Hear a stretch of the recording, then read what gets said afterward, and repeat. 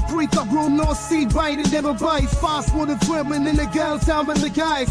Spin now seat bite, you right by. OMG, Mac 4, Robin C, yelling that night. Hot stove talk, Robin C, bringing the hype. EC's alive, plus trust under those in my city lights.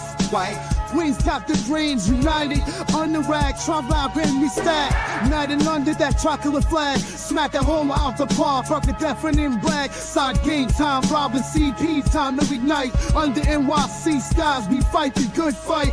Remains cheer in the orange, we unite. Match forever. I'm fit to be in sight. Match riding high. Energy like a live wire. Queen City chance. Passion never tires. Grand slam dreams and paces focus fast. Holding it steady cause we know we gonna last. We the kings of the field, time to ignite. Under NYC skies, we fight the good fight. Remain cheer, in the orange we unite. Match forever, our victory in sight.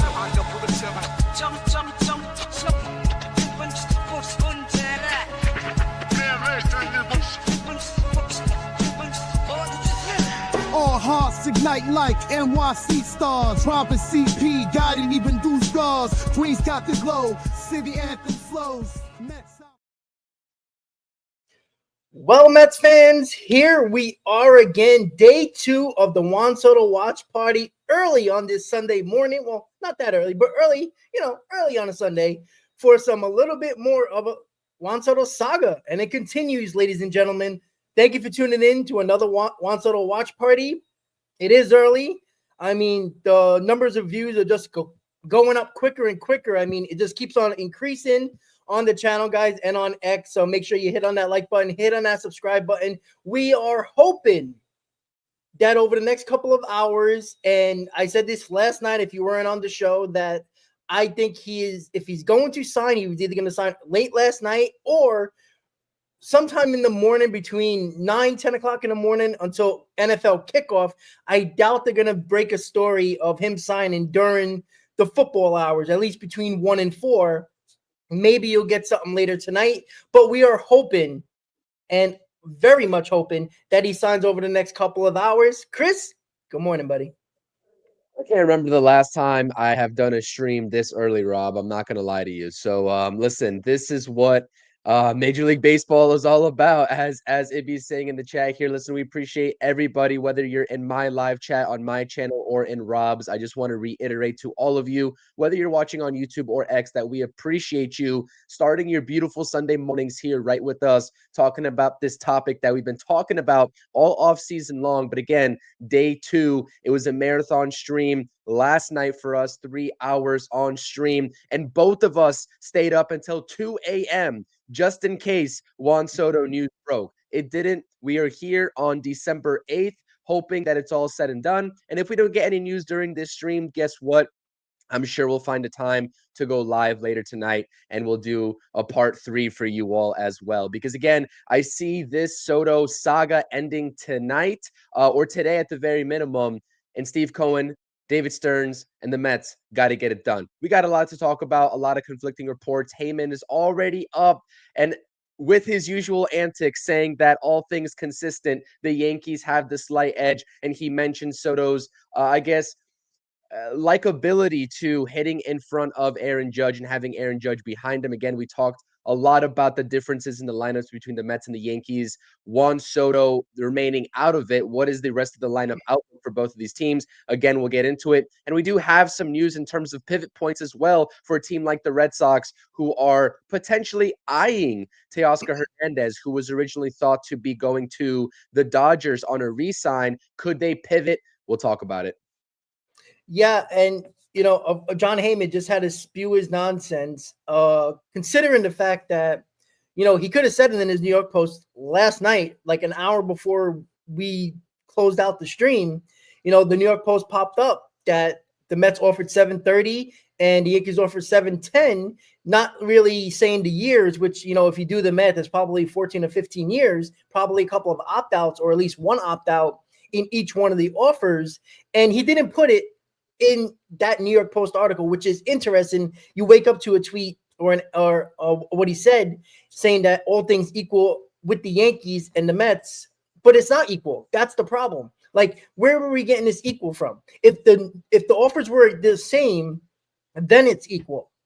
It's not equal. That's what I just don't understand. Like, and we know John Heyman is a mouthpiece for Scott Boras. This is a situation where Boras is still trying to get the Yankees up a little bit so the Mets can counter. That's basically what it is at this point. And we said it last night, and I still believe it since I slept by about 2 hours, maybe 3, where I don't believe that the Mets are not going to have the highest offer. And it's already proven that the Boras went back to Cohen in this instance when the Yankees probably went up to above $700 million, because it doesn't make sense. Why would the Mets, if the Yankees went up to 710, knowing that the Yankees or the Mets went to 730, then why wouldn't Juan Soto sign already? If he only cares about the Yankees getting close, he would have signed at 680, 685, 670, whatever the offers kept on going back with.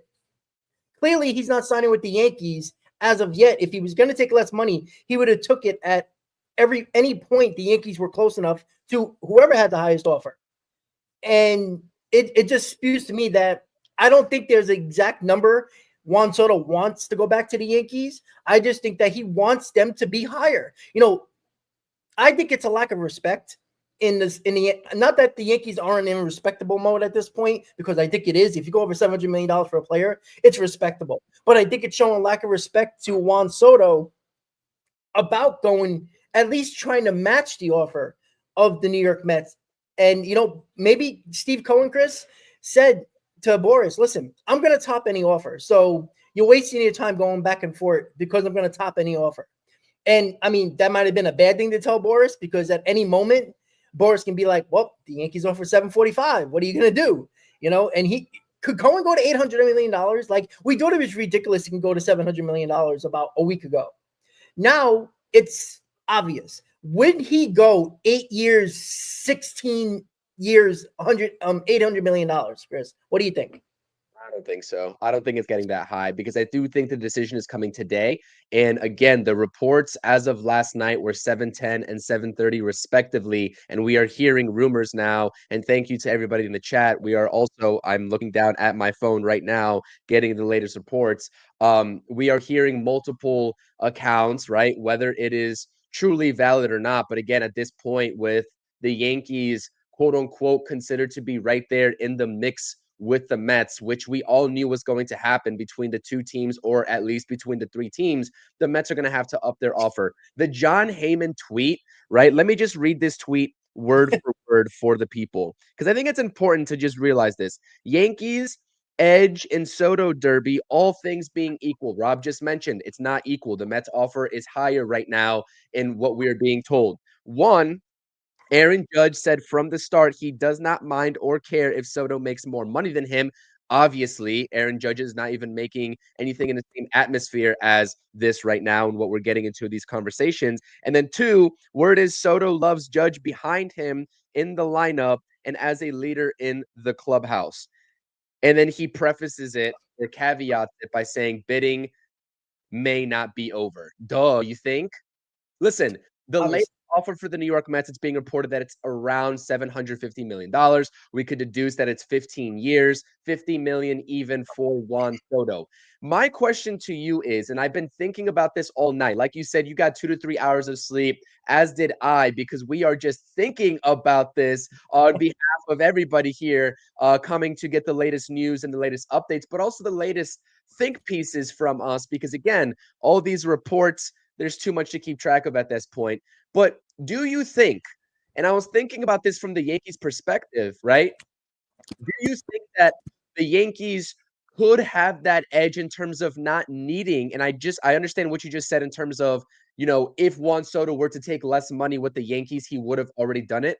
But do you think that if the Yankees are anywhere between $15 to $20 million in that range, given that it's only probably $1 million, just above $1 million more AAV, if the Mets were $15 or $20 million above what the Yankees are offering, do you think you'd still go to the Yankees? Because the easiest path to a World Series, I think we can all objectively agree, is in the American League.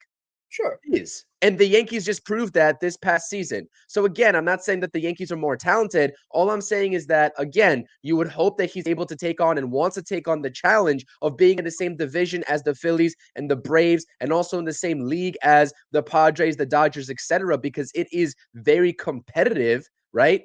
Do you think that has a factor in it at all? Because I was kind of thinking about that, and I'm like, well, if Juan Soto really wants to win, that's the easiest way out. But again, at that point, roster construction wise, you're just not going to be able to field the most competitive roster with him taking up $50 million of their payroll. Now, again, deferrals, all that. I'm sure that we will see some deferrals in this Soto deal, especially if it's the Yankees. They're going to take out a playbook. And so are the Mets, right? I think that if the Mets do sign him for $750 million, we're going to see some deferrals. It's not going to be as crazy as the Ohtani contract, but we will see some. What do you think about that thought, Rob?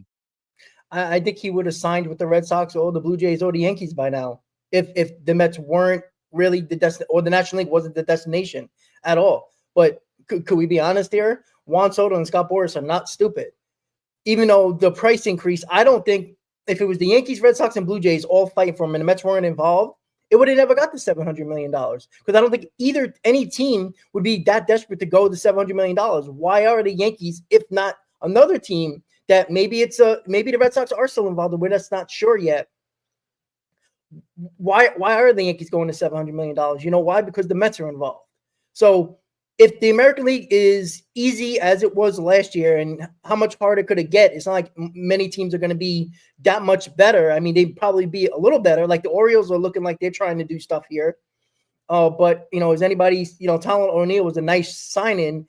And, Gary Sanchez, I mean, okay, fine. But, how much better are these teams are going to get? You would think a little bit better, but you would think the Yankees would be the favorite in the American League, regardless if they don't get if they do get Juan Soto, or even not. I still think they still could be the favorite because, I mean, how many mistakes can he make in the postseason and you still had the upper hand in series? That didn't make sense in the American League, right? It's just obvious what went on in the American League.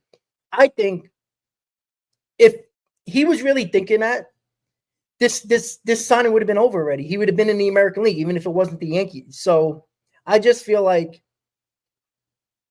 Yankee fans and even some Red Sox fans, because even Red Sox fans are kind of like on the hinge here a little bit. And I think it's more the fact that they want him over. They want him at least not with the Yankees. And I think they're getting a little paranoid because it's just starting to be obvious that Juan Soto probably wants to be in New York.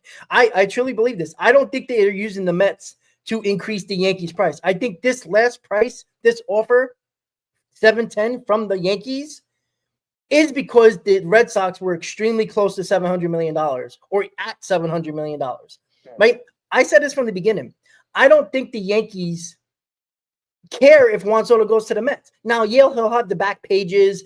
Steve Cohen beats out the Yankees with the money or whatever it might be. But you're not going to have to worry about Juan Soto on a, nightly basis, fighting in and out for a division against you. I think this offer of $710 was because I think the Red Sox probably offered $685, $700, and the Yankees went above the Red Sox because the Yankees have to save face here when it comes to the Red Sox, not the Mets, right? I already said the Yankees are respectable of going past $700 million. That's a respectable number, even if he doesn't sign with the Yankees. I mean, they're not getting embarrassed here. They done their job, in my opinion, getting him or not. I truly believe the Red Sox were close or at $700 million, and the Yankees don't want it to have come out or get reported that the Red Sox had the second best offer.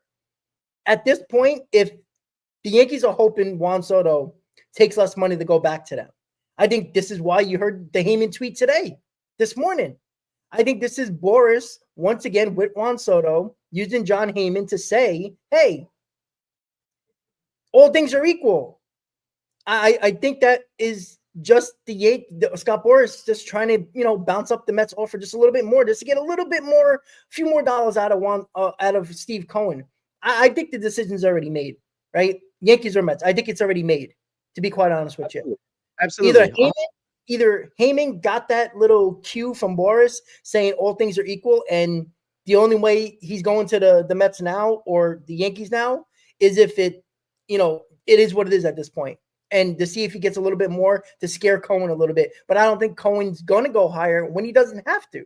Because wouldn't you think Boras and Juan Soto would go back to Cohen and say, listen, $20 million is not enough. I'm going back to the Yankees. You don't think it would have been $750 already? I mean, there's rumors that it's at $750. Maybe that's the case. But I don't see why he would be, betting against himself or, given a better offer or a higher offer when he doesn't necessarily have to. This is directly from Mike Rodriguez. Again, I kind of was he was right skeptical though about Mike Rodriguez. He was right though. He was right yesterday in terms of the 730 figure, and then Heyman backed that up. So again, I will have to keep refreshing his feed because again, he seems like he's on top of this. He was also up at like 2 a.m. yesterday. I saw a tweet of his that he's just waiting for his source or whatever.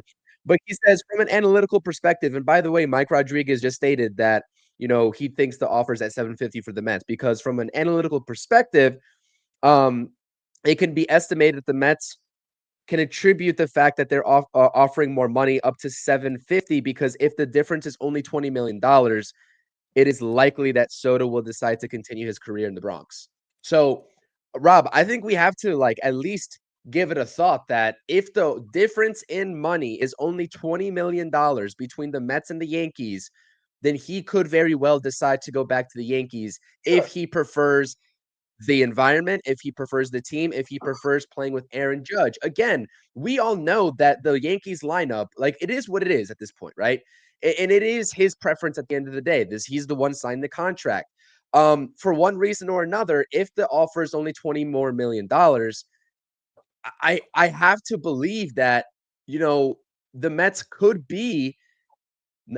not be the decision for Juan Soto at this point. So maybe they're trying to up it and maybe the Yankees aren't budging off 710. And that was the question I was going to ask you here as well, because this is again, I think we're approaching a territory where the Yankees are maximizing their offer. And if they hear that, the Mets are going to 750, 760, 770 in that range, then they're like, okay, this is not feasible anymore. But you know what? This is a lose-lose situation for both teams. I'm not going to lie to you. And more so the Mets, right? Because I do think that the Mets could be getting used a little bit here just to up their offer, whether it's serious or not about the smoke from the Yankees side. But even in terms of the Yankees perspective, just for them to be having to go to within $20 million of whatever the Mets offer is also just a terrible situation for them to be a part of. But what do you think about that in terms of the Yankees and that $710 million figure? Do you see Hal Steinbrenner saying, you know what? If it takes north of 710, we got to do it. Because honestly, 710, 720 maybe for the Yankees makes sense. I don't think they're touching 750 though, personally speaking. Well, I said it last night. I think 710 was, I think that's where they're at. I think, I don't, what's $20 million? You know what I'm saying? That's what I don't understand. It's $1.5 million more per year. So why wouldn't the Yankees just match the Yankees? If it's that much, if that's the only reason Juan Soto is waiting for to get him up to where the Mets are right now, why haven't they done it? What are the Yankees afraid of for another $20 million overall? It's only $1.5 million more. Now, I think 750, you're getting into, $3, $4, $5 million more per year. And you're talking about, north of, you possibly be talking close to $60 million per year. I don't think the Yankees are going to go that far. Now, if the Mets go 750 and the Yankees go 730 and Juan Soto's like, all right, you got that far, maybe. But again, this could have been at any moment over the last couple of weeks where, what was 6-7, were the Mets at 690? How about this? If we find out that the Mets have been $20 million higher at every moment, then why haven't Juan Soto has signed it if he prefers the Yankees even for a little bit less money? So this is what I'm saying. I think that Juan Soto doesn't care. I just think that he wants to see the Yankees at least match at some point. And if they don't ever match, at some point he's going to make a decision. You know what I'm saying? That's what I don't understand. What is $20 million at this point? Seriously. It's only, we already did the math. It's $1.5 million more per year. that is not that much of a jump from $5-6 million more a year if the Mets do go to 750. Like, But I you don't know know. what?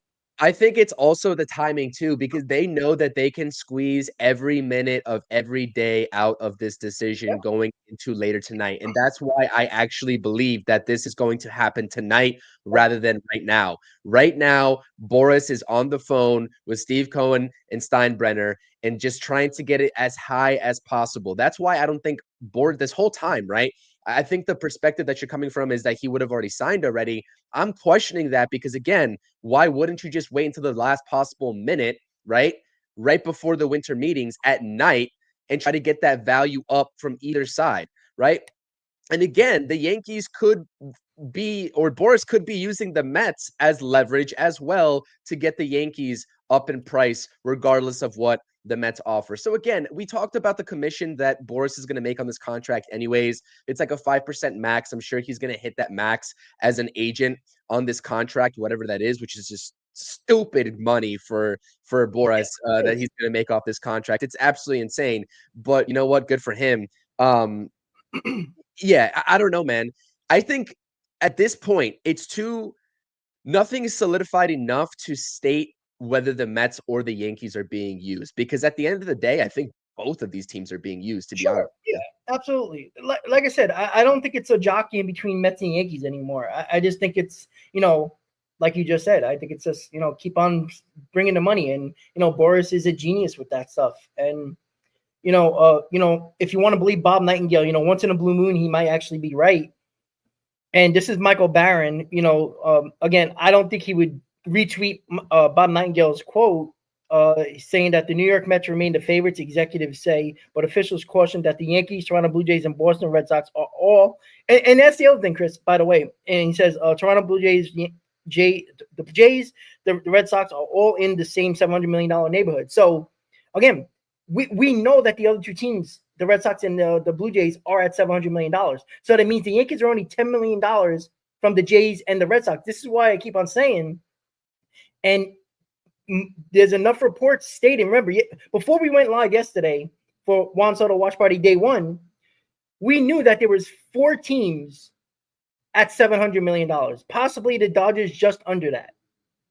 So the Yankees so that means the Mets are over $20 plus million on at least 2 teams and $20 million over the Yankees. So that means the Yankees think of Juan Soto that much that they're only $10 million more from their division rivals. So again, and he also said the bidding could exceed $750 million. And again, I don't think anybody else is going that far. Now, maybe the Blue Jays will, maybe the Red Sox will, possibly, if they're actually involved. But why? I know Heyman is a New York Post guy. He is, mostly a New York reporter, basically, even though he's national. Yeah. Why did he only bring up the 730 and 710 of the Yankees and the Mets and not bring up the other teams, since they are close to the Yankees? You see, that's why the Heyman tweet, when in regards to all things quote unquote equal, is not true. Because again, why would the Jays and the Red Sox not go $10 million more or $5 million more to match the Yankees offer, right? If we're talking about American League being easy. They would because and this is a great point by you, Rob, that I need to just state is that there is so much incentive for the Red Sox and the Blue Jays to just keep offering up more money, so the Yankees have to pay more. So inevitably, if the report is true that he prefers the Yankees, I'm not saying that it is, but if that's true, then again, those AL East teams, along with the Mets, but definitely those AL East teams, need to keep the offer respectable. So like, let's just say 700 for the Red Sox, right? And the Yankees are at 710. The Red Sox should definitely be in on 710 because the Yankees are going to have to go more and keep offering up more money. And again, just driving that price up because, again, they'll be out on the later free agents. And I do see some questions here surrounding Max Fried and the interest from the Red Sox and the Yankees on the Max Fried front. I don't think it has anything to do with Soto. I think either of those teams can get those guys and still get Soto. So I don't buy into whatever the Max Fried hype is because, again, I think the pitching, whatever pitching candidates these teams are interested in, is a different story than, let's say, another bat. So if you're telling me that the Jays are going to pivot to Santander and the Red Sox are pivoting to Teoscar Hernandez, I'm going to prioritize that news more than whatever is going on with Max Fried. Yep, 100%. And that's what I don't understand. Like why isn't it all things equal with the teams in the AL East? Because again, it's only if it's at $700 million for the Red Sox and the Blue Jays, that means the Yankees are $10 million more, right? That should mean more to a story than the Mets being $20 million more than the Yankees, or the Yankees being $20 million less than the Mets. That just seems like that seems more equal than that. Because again, I think we can all do math here. 730 minus 710 is $20 million, right? That is not equal. That is $1.5 million per year. And again, there's 4 teams that are $700 million plus. So they're either at Ohtani's number overall average for the contract or above it. So he's getting probably more than Ohtani, right? I would be shocked if the Red Sox and the Jays say, all right, $700 million, that's it, we're walking away. Too bad. And you're at the Ohtani number. Like, I don't know. It's frustrating because everybody's trying to pump up the Yankees in every report, obviously, especially John Heyman. And again, this is the genius of Scott Boras. He's not an idiot, right? He's not one of the best agents in baseball, even though everybody hates him. Clients still flock to him, right? Alonso just changed room. Nimmo changed room right before free agency. A couple other guys, Jose Iglesias, even bench players are getting to Scott Boras to try to get the bag. So, and this relates to Joe's super chat, and thank you, Joe. If Soto wants to be a Yankee, wouldn't he just take 710? Exactly. It could have been last night. That's the point, right? If these are all the offers and Juan Soto says, final offer, guys, give me your best, and these were the offers we got, then why hasn't it been confirmed that he's with the Yankees yet? Because those aren't final offers. I honestly believe that those aren't the final offers. It's going higher, and they know that too. And so my question to you is that if you know this as the Mets, right? If you're Steve Cohen and you're hearing this, and if you are able to get a legitimate feel on if these offers are what they are, right, with these other teams, what's stopping Steve Cohen from just saying, hey, listen, you need to end this right now. We're going 15 for 775. I know the Yankees aren't going that high. You know it. Let's get this done. Why wouldn't Steve Cohen just do that? Because I also see some people saying that in the chat. Yeah, exactly. I mean, he just might do that. At some point, it's going to be that case, right? Again, I don't think Juan Soto is taking less money. I just don't believe that. I don't think for a second again, $20 million is a distance, but it's only $1.5 million per year. I think we're all okay. I think that is a gap. It's not a huge gap, but it's a gap. If Steve Cohen goes higher and goes to 750, 760, I mean, how close can the Yankees get? Now, the Red Sox and Blue Jays might do that, but again, I don't know how serious Juan Soto is to go into the Red Sox or the Blue Jays. It seems like that fire is kind of dimming out a little bit, even though we all might be, getting smoke up our butts, and it's been the Red Sox all along.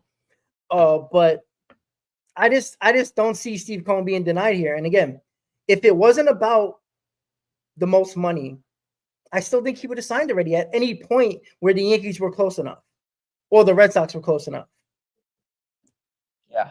And this is the other point about Heyman's, I guess, tweet saying that Soto really likes Judge behind him. Okay. Who wouldn't? Right, and who wouldn't? Correct, absolutely. Right, Aaron Judge, great player. Nobody's going to ever take that away from him, right? Despite the playoff struggles, still a great player. I think we can objectively say that. Yeah. But, if I'm Juan Soto, and we just went into yesterday on our stream, our marathon, how versatile of a hitter he is in any position, whether he bats second, third, fourth, or fifth, why wouldn't you want to be that guy who is the feared guy, who's the guy that's batting, the Aaron Judge equivalent of your new team? Why wouldn't you want to take that role on? You know what I mean? And so that's what doesn't make sense to me, is that I really hope that Juan Soto is able and wants to take on that challenge of not needing anybody to hit behind him, right? Not needing that. And again, we can have the discussion about the lineups that the Mets throw out and the potential hypothetical that he is a Met in 2025, whether he should hit in front of Alonso or whether he should be hitting behind Francisco Lindor, whatever. But I would like to think that Soto wants to be that guy, right? And he doesn't need an Aaron Judge behind him. And No, again, he that could doesn't. be, and he doesn't, and everyone knows that he doesn't. So that's why I'm kind of like, I look at that and I'm like, yeah, like everyone would like Aaron Judge behind them, right? Understood, but what, like, does that really make a difference in terms of him taking less money just because of that fact? I don't buy into that at I all. don't. I don't. Look, he had 41 home runs last year. We know a lot of that is Yankee Stadium, right? And I don't think, look, it's not like he had like he hit 20 home runs one year and 24 home runs this year, and then all of a sudden 40 home runs, with the Yankees, right? That a lot of that has to do with Yankee Stadium, not Aaron Judge. Again, he's hit in 2022. He was a little bit, for the most part, injured, but he had 32 home runs. He hit let's see. I'm sorry. It's 35 home runs in 2023 with the Padres, 29 with the Nationals, 34 with the Nationals in 2019. So you see the trend here, right? He's a 30 plus home run guy. That's basically what he is. But one year he hit 29, around that, give or take. But he's a 30 home run guy, right? He doesn't need Aaron Judge. It's more Yankee Stadium that I think he be excited about. Then he can just talk about, Fenway Park as well, where he can pepper the ball to left field and hit the ball over the wall. So I think it's more Yankee Stadium than Aaron Judge behind him, to be quite honest with you. Because I think Soto's such a great hitter, and we looked at the stats last night in regards to batting order.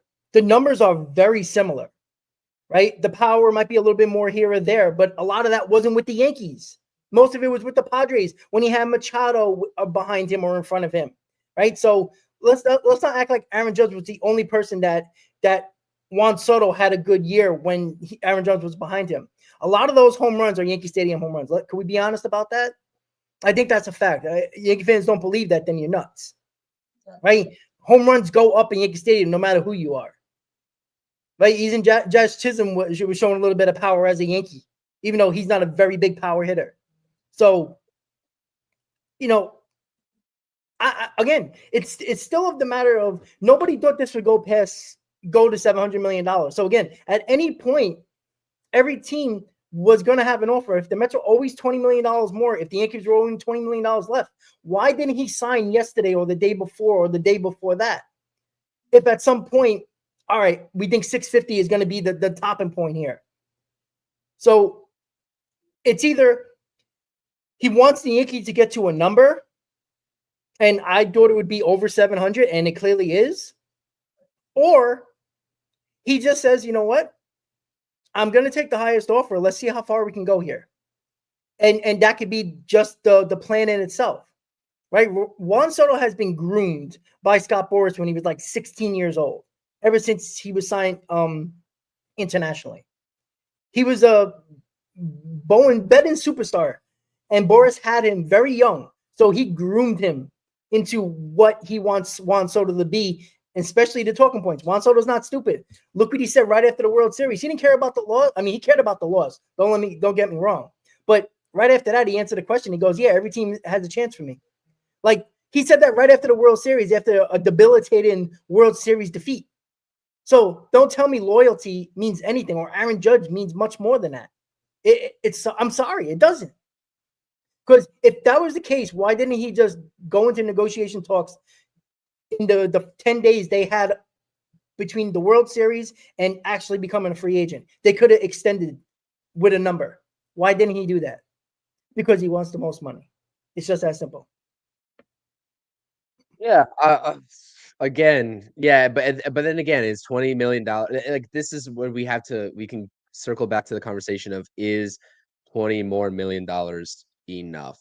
Like, that's what I continue to circle back around to. I don't have any doubts that he wants more money, right? Like, if there's a certain threshold, I feel like that the Mets have to offer more, which is, and again, I could be wrong, though. I could be wrong. I mean, they could offer him maybe $10 million more, and he's going to pick the Mets, right? Because for all we know, that Heyman is just, like everyone's saying, puppet tweeting out for Scott Boras, and that could be the case. But what I will say, though, is that, yeah, the Yankee Stadium, aspect is 100% a favor for them, as well as, a left-handed hitter hitting over there is awesome. But Juan Soto enjoys, on the flip side, he enjoys hitting at Citi Field as well. He has had immense success at Citi Field. So He again, said that too. and he said that too, 100%. And so again, I don't think that, you know, would he hit 41 home runs at Citi Field? Probably not. Maybe not. Right. I still think he's 30 plus potential for sure, 100%.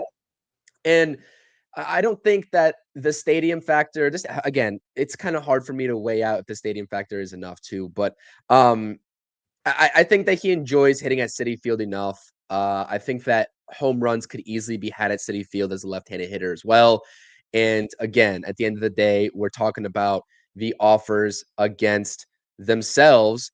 And if the Mets are bidding against themselves, like people are saying, or the Yankees are bidding against themselves, et cetera, which is not true because the Mets are clearly in on Juan Soto. The bottom line is that I think everyone already knows this. If Steve Cohen wants to offer the moon to Boras and Soto, he's going to do it, right? I'm curious. Do you think that Steve Cohen has a stopping point though? Let's just go into your hypothetical about $800 million, right? Let's say the Yankees match 750, or let's even just say 775 for Steve Cohen, 780. You think he's going up to that territory? I think he will. And I don't think that there's any reason not to do it. And I know that there's going to be a lot of pushback from fans just saying, just take that money and spread it evenly across the rest of your team. It's not as simple as that, but I understand that philosophy in terms of the lineup and the pitching side of things. But man, again, if the Yankees go ahead, I'm not convinced. I really am not convinced that the Yankees go up after 710, 715, 720. I think that's their max.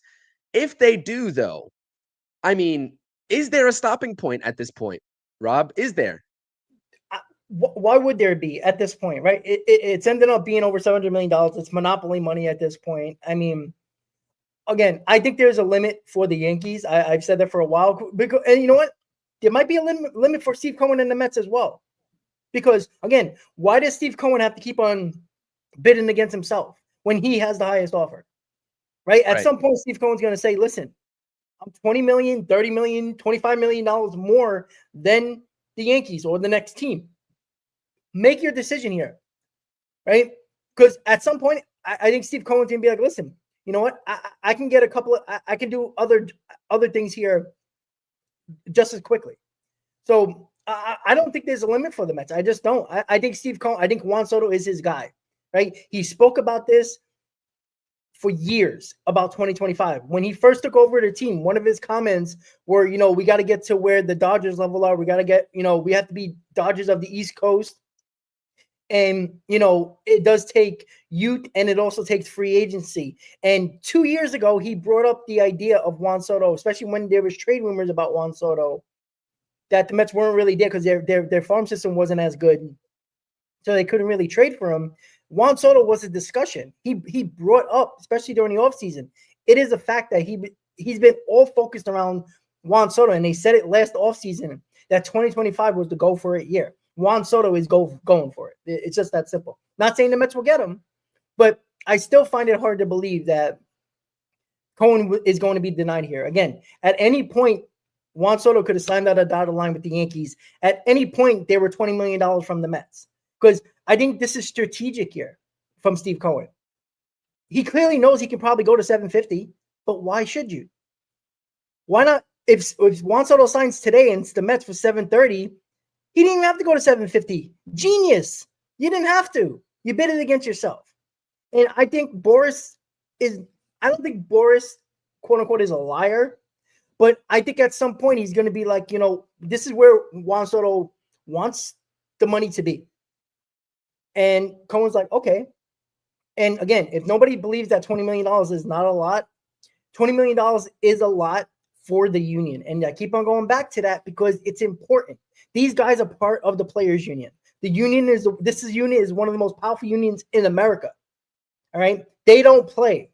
They were very upset. The Players Union Association, the reps and all that, they were not happy with Aaron Judge going back to the Yankees. They understood because he was a homegrown Yankee why he took less. He could have probably got $45, $50 million from either the Padres or the Giants. Could have upped the offer. He never went back to those guys. Remember that. We forget about that part. He made the final call to the Yankees to get the 9 years to $40 million. Right? He never went back to the Padres or the Giants to match or go beyond that. They might have. Juan Soto is doing that with the Mets. That should tell you something. So, and again, the union situation is important here.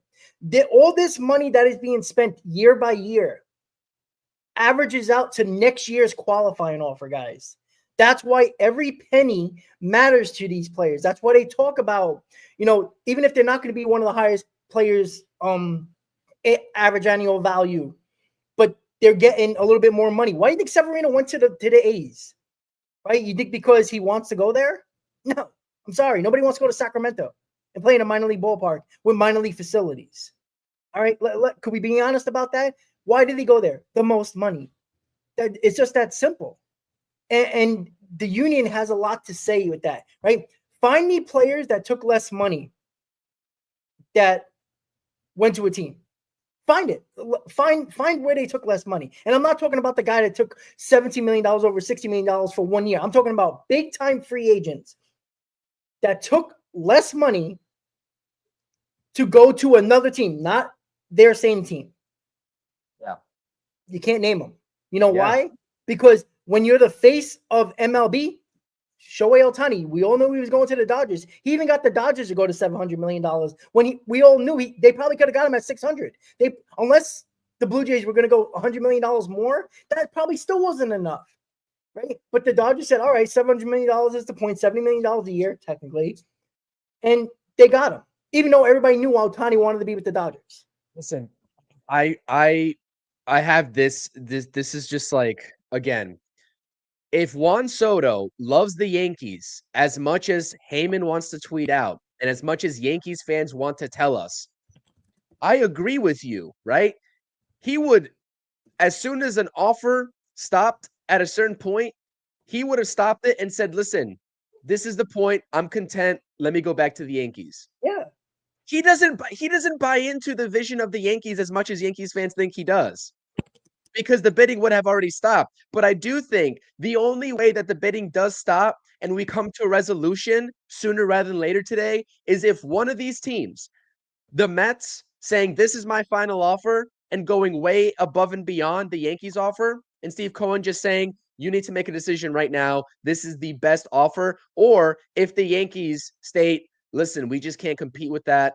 We can promise you everything else in the world. We can promise you to make our roster better with as much as we can, but this is our final offer. We are not getting up to the Mets' final offer or the Blue Jays' final offer, etc. That's the only way that the bidding is going to stop. There is zero incentive for Soto and Boras to stop the bidding themselves.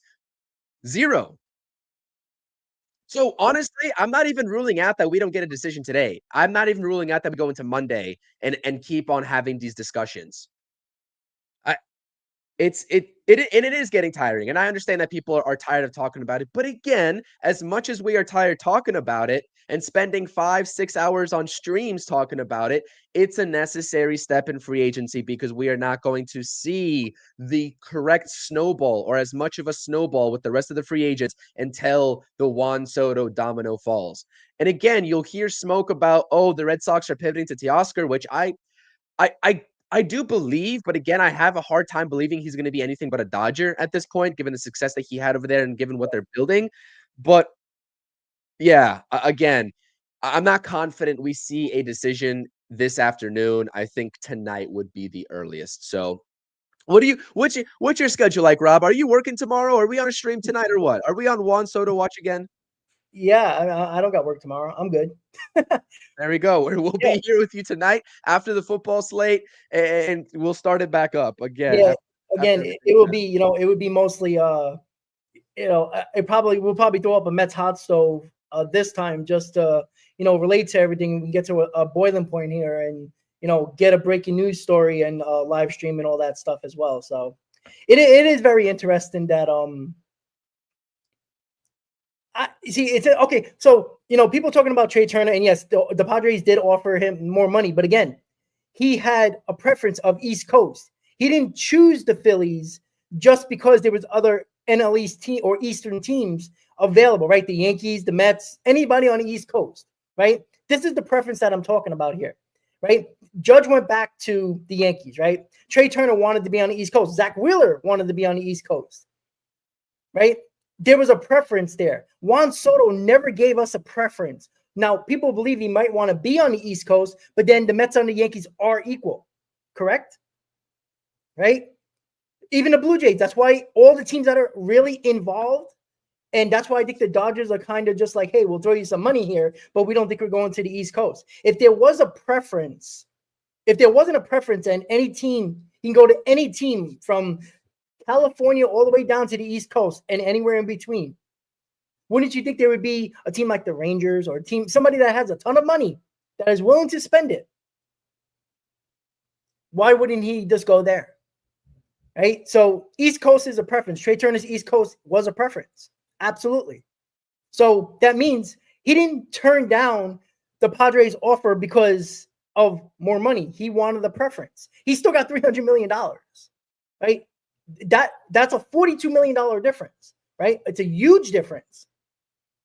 But when your preference is the East Coast, there was no other team that was offering Trey Turner $300 million on the East Coast or even more than that. So that's why he went there. Well, apparently Juan Soto can't even bring a championship to the Mets. You know what? Apparently he can't bring a championship to the Yankees either. That's right. So I guess all things are really equal in that aspect, huh? Yeah. So again, there's a lot to nitpick. And again, there's an argument for every team, right? Including the Yankees, obviously. Yeah. Do you want to talk about pitching real quick as a pivot point? Yeah. So Michael Barron releasing some names that the Mets are interested in. I dropped a video about Roki Sasaki on my channel today, this morning. If you missed it, the link's in the description down below of my stream. So come on over, hit that link and check that out after you're done watching the stream right now. But I don't think Roki Sasaki is a realistic option for the New York Mets, but it's interesting with all these other names that are being floated around there. Obviously, Walker Buehler, Barron states, Nate Eovaldi, Pivetta, and then obviously bringing back Sean Manaea. What do you think? Of course, Fried and Burns are still out there. First of all, the main question is do you think the Mets are going to be in on Burns or Fried? Because we saw heavy smoke about the Red Sox and Yankees prioritizing both of those guys, perhaps even the Orioles bringing, Burns back. What do you think about the pitching front, given what this rotation is right now? What do you think, right, with Frankie Montas, Clay Holmes, Senga, Peterson, Blackburn? That's not enough, obviously, right? And I understand Mets fans are concerned about the pitching, right? As much as we are also concerned about Juan Soto, we are concerned about the pitching too. What do you think about those names? Perhaps not Roki Sasaki, because again, I think it's highly unlikely given the IFA pool money and just Sasaki's preference to be on the West Coast anyways, whether it's the Padres or the Dodgers, that it's not feasible, right? We'll cross that bridge when it gets here. He's going to be posted in the next couple of days. What do you think in terms of the pitching front? What is the move? Because we need another ace to go up alongside Kodai Senga. Everyone's been saying this. We've been saying this. We need it, right? As much as we like Clay Holmes and the value that we got out of Clay Holmes in terms of signing under the projected AAV that he was scheduled to make, and for one less year at that, awesome contract. I think the Montas contract is awesome as well and will end up being a bargain, 100%. I really do believe that. He's got the tools and he's got the actual arsenal to display. But what is the next move on the pitching front, Juan Soto side? Because I've been very adamant for every team, the Dodgers, maybe not so much the Dodgers, but the Yankees, the Red Sox, and the Mets, Juan Soto has nothing to do with the pitching. Any one of those three teams can go get a pitcher and still be in the running for a guy like Juan Soto. So they are not hand in hand together. What do you think? I feel like they need an ace, and I don't think any of those other names are an ace. And could they end up being a Sean Manaea type? Sure, right? But I need a short thing here. And, again, we just assume that no news is no news. But again, how much heat or fire was, or a little bit of rumors going around that Clay Holmes was a possibility, except for a little bit of rumors, but it was multiple teams. The only interest was that the Mets and other teams were looking at Clay Holmes as a possible starter. It wasn't, very late too. It happened very late in terms of correct. And the same thing with Montas. Montas came out of nowhere too. So again, the whatever news you're hearing that the Yankees and the Red Sox and a couple other teams had Zoom meetings with Fried and all that stuff, that's fine. That's understandable. But that's great. Their teams leak their stuff out. The Mets don't leak nothing out. Right? How many times the Lindor since Cohen has taken over the team, the Lindor trade came out of nowhere. There was no indication that was happening, right? The Max Scherzer deal, it was all Dodgers. The Mets had a 2-year deal, and then all of a sudden it was Mets signed Scherzer. How did that happen? Who knows? Same thing, right? Verlander was probably the only one that there was rumors about for the majority of the time. And we all knew that the Mets weren't going to sign Jacob deGrom back. So that was the obvious one. But other than that, right?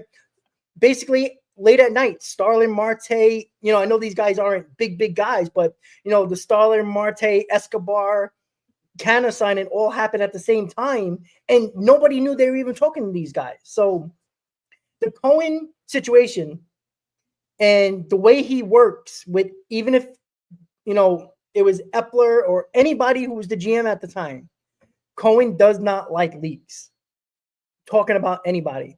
So I think reporters are frustrated with the New York Mets because they can't get nothing out of them. They have to get something out of the agent or other teams, right? And I don't think the Mets leaked that number of 730, right, with the pitchers. So do I think they're in on Burns and Fried? I'm going to say yes. But I don't think they're going to go above and beyond to acquire those guys, in my opinion. I find that I don't think Stearns is the guy. Long-term deals for pitchers are dangerous, right? Garrett Cole is an exception. Justin Verlander, when the Astros got him, exception, right? Certain guys are an exception where, Cole is, Burns is a workhorse, but again, I don't know if they want to go to the 6, 7, 8 year mark for pitchers.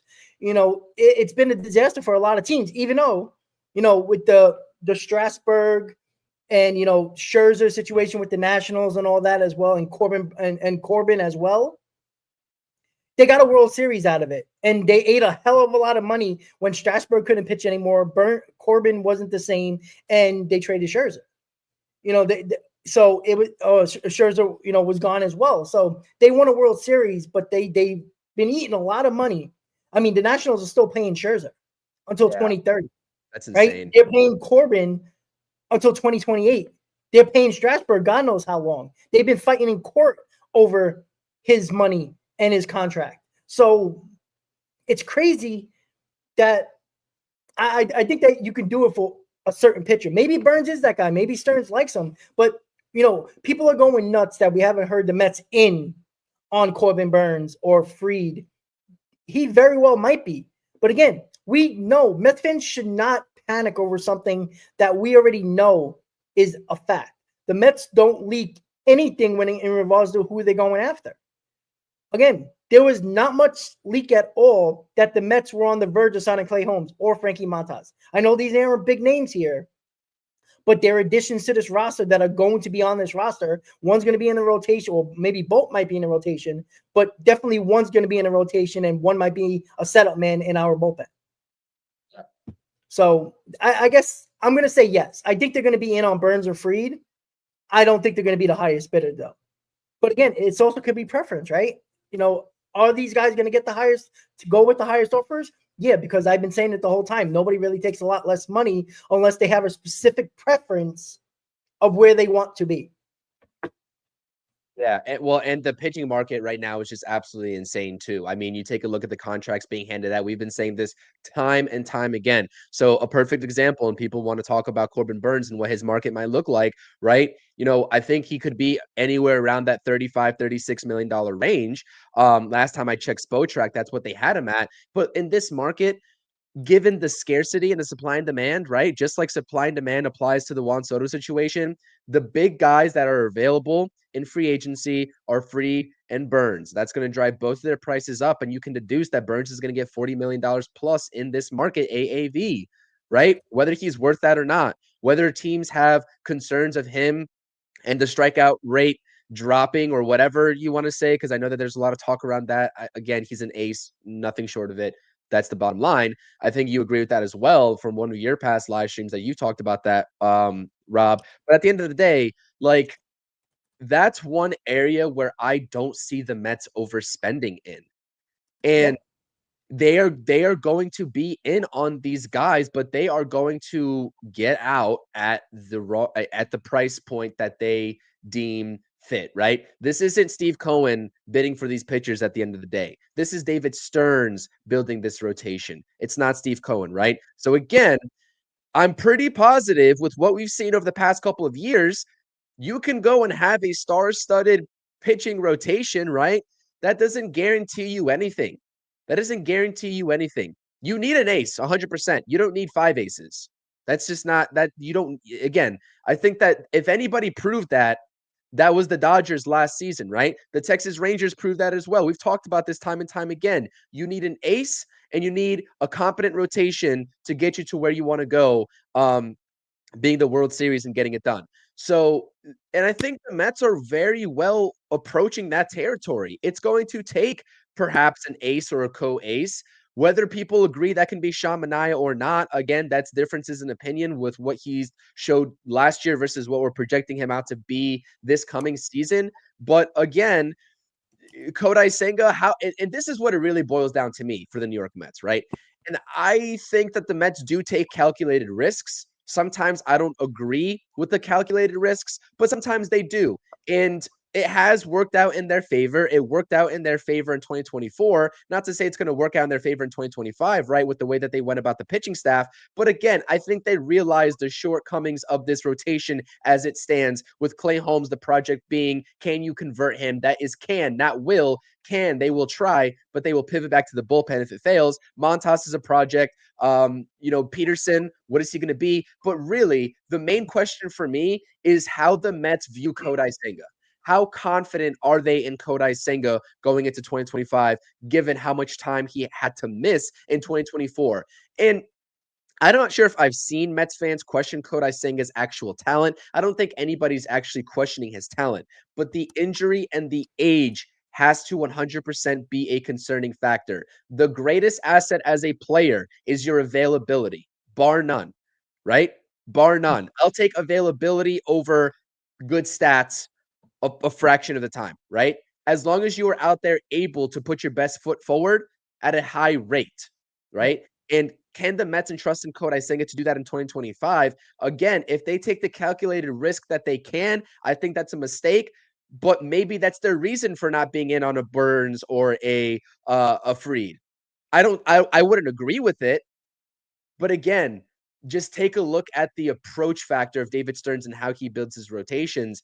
It's to a T. Again, early in this offseason, this is how he goes about things. And again, this is a unique situation. I've said this countless of times, Rob.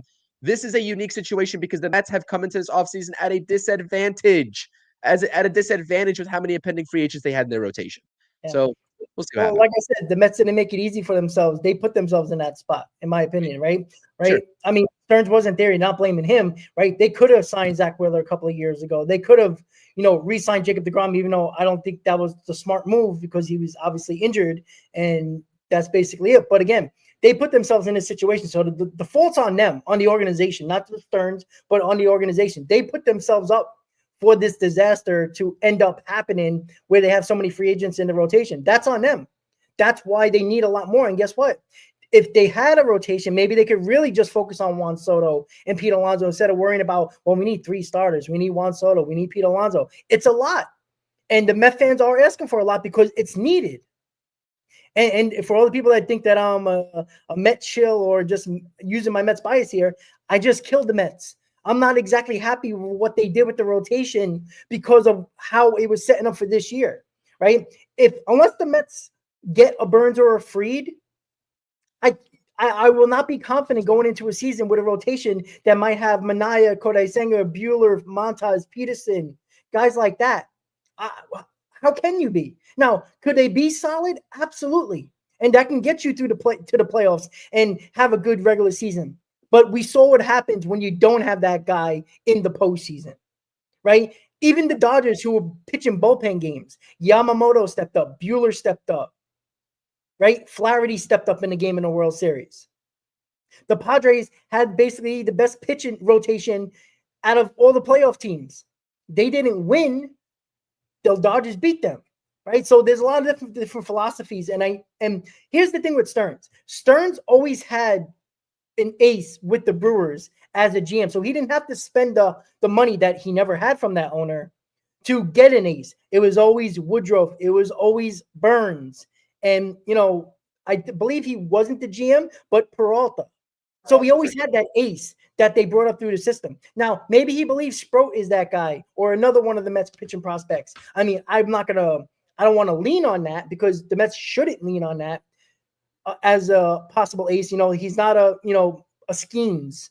We don't think, right? He's not that at that level. I mean, he might be, but he's not a schemes. I don't think anybody's pulled schemes. If that's the case, then I think we're okay. We don't need a Burns or a Fried, but we don't know that yet, right? It's still a question mark without pitching prospects. So I can't be, and I already said this, I will not give the Mets an A. They can get Soto, they can get Alonso, they can get two more guys that are really good in the bullpen and have a really good bullpen, Soto and Alonso. But if you're going into the season as Kodai Senga, or if you want to say Minaya as an ace, that's too much of a question mark, in my opinion, because again, this is not just about the season here. You got the game 6 of the NLCS. Your goal is to get beyond that. That's the goal. You can't tell me you're going for it in 2025 and give me a rotation of Minaya, who had a great year, and you're hoping he can be what he was for the Mets after May, excuse me. And you're going to do the same thing with Kodai Senga. We don't know if Kodai Senga is going to be healthy, right? We know he can pitch well, but did Senga pitch like an ace the last time he was healthy?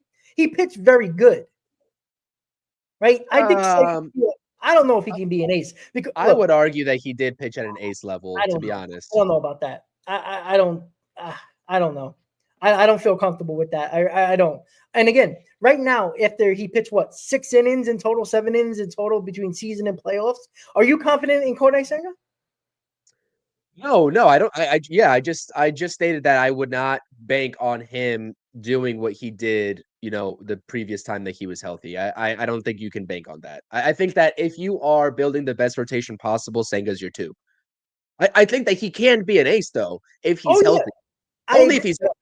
Well, that's the thing. Like, I think that's too much of a question mark. We don't know, right? Yeah. We know about all the innings he's thrown in Japan, and everybody believed that he might break down, right? Nobody knew. And again, I don't like having an ace that we have no idea this guy could go past the 5th inning for a while. I just don't like that at all.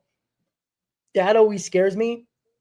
And, the Mets clearly showed you they believed in Senga as they pitched him in the playoffs, in big series. Like, that annoyed me within itself, but they clearly, maybe they do believe in him that much, which, worries me a little bit because, all right, let's just say the Mets sign Minaya and sign one of the other pitchers, right? A Buehler, Flaherty, Eovaldi, Pivetta, any one of those guys with Minaya. So you would have Senga, Minaya, or Minaya, Senga, whichever one you want to put, right? You'll have one of the other pitchers that I just mentioned, let's say Buehler, Peterson, Montas. Those are your 5 guys. You think they're going to go to a 6th man? Maybe they put Sproat in the rotation or another journeyman pitcher, right? Those are your guys. It leaves you hoping for one of those guys to step up as an ace. Even if you get Juan Soto and Pete Alonso and have a really good offseason, guess what you're going to have to get at the deadline? There's a pretty good chance you're going to need starting pitching, a big-time starter, which the Mets probably needed this year, which they did not get, which ultimately failed them in the playoffs. That's what I don't want. There's guys available that the Mets need. There's need in the rotation for a top-line starter. There is need for another bat in this lineup or 2 that we've been talking about. There's a need. It's available this offseason. I don't see why you're going to play, cat and mouse at the trade deadline. I just don't understand it. And this goes for any team that has needs. Why say, well, we got the trade deadline to do that? What if there's 3, 4, 5 teams going after that one starting pitcher that's top of the line? Now you have to compete and pay more with prospects. Now, I don't care about that, but I know organizations do. And some fans care about the prospects. Now we're going to have to be talking about giving up prospects we didn't have to give if you just paid Burns or Fried. That's where I get upset about this, and why the philosophy, as much as the pitching lab might work, it still wasn't enough to get you over the top. It ended up being the top starters in the Dodgers line in the rotation that did the job in the Mets series, in the World Series against the Yankees. So the pitchers did step up, right? Minaya, as much as I love him and much as he pitched extremely well, ace-like, he did break down at the end when we needed him most.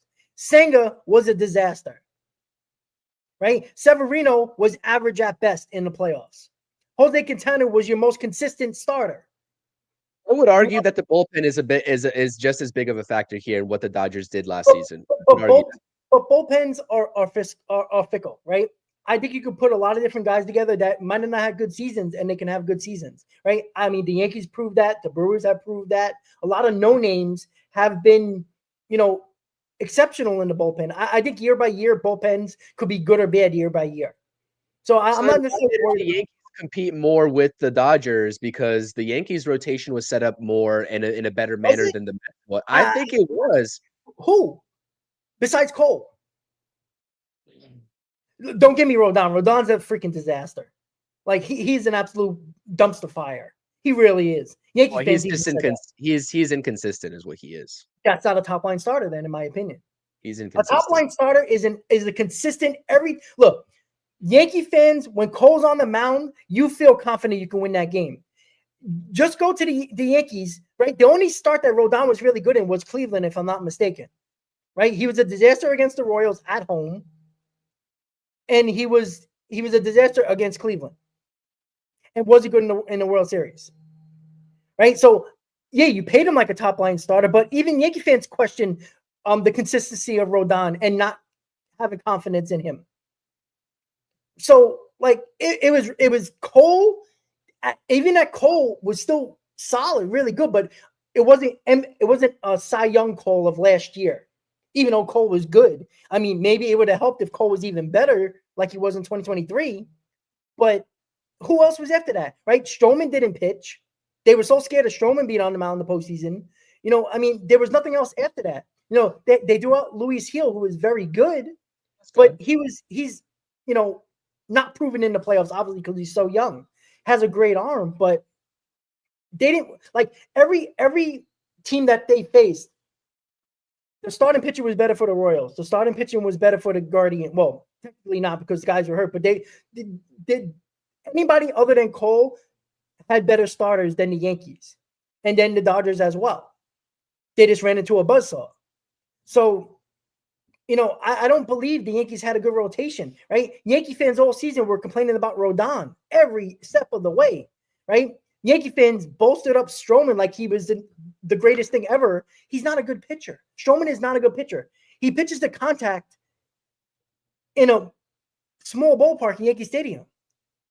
And he didn't pitch well. And the Yankees paid him like he was a number 3.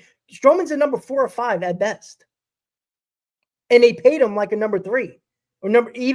That was a good amount of money they gave Stroman.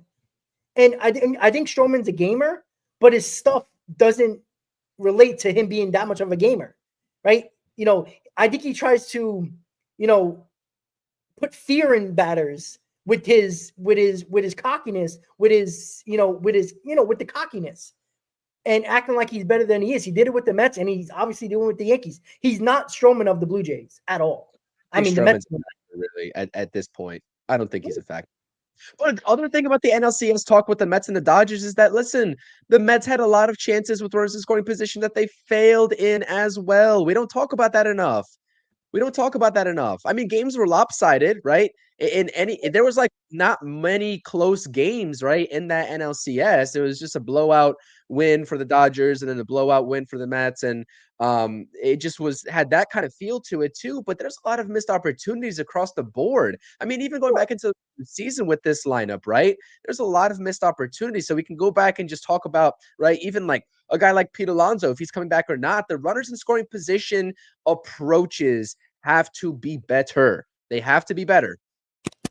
So again, I know we're stuck on, or we're talking about the pitching front and kind of transitioning to that from the Juan Soto, but you know, it's it was a combination of a lot of things. And on paper, I think, right, the Dodgers were just a better team at the end of the day. I mean, constructed, they were the better team. And again, it showed.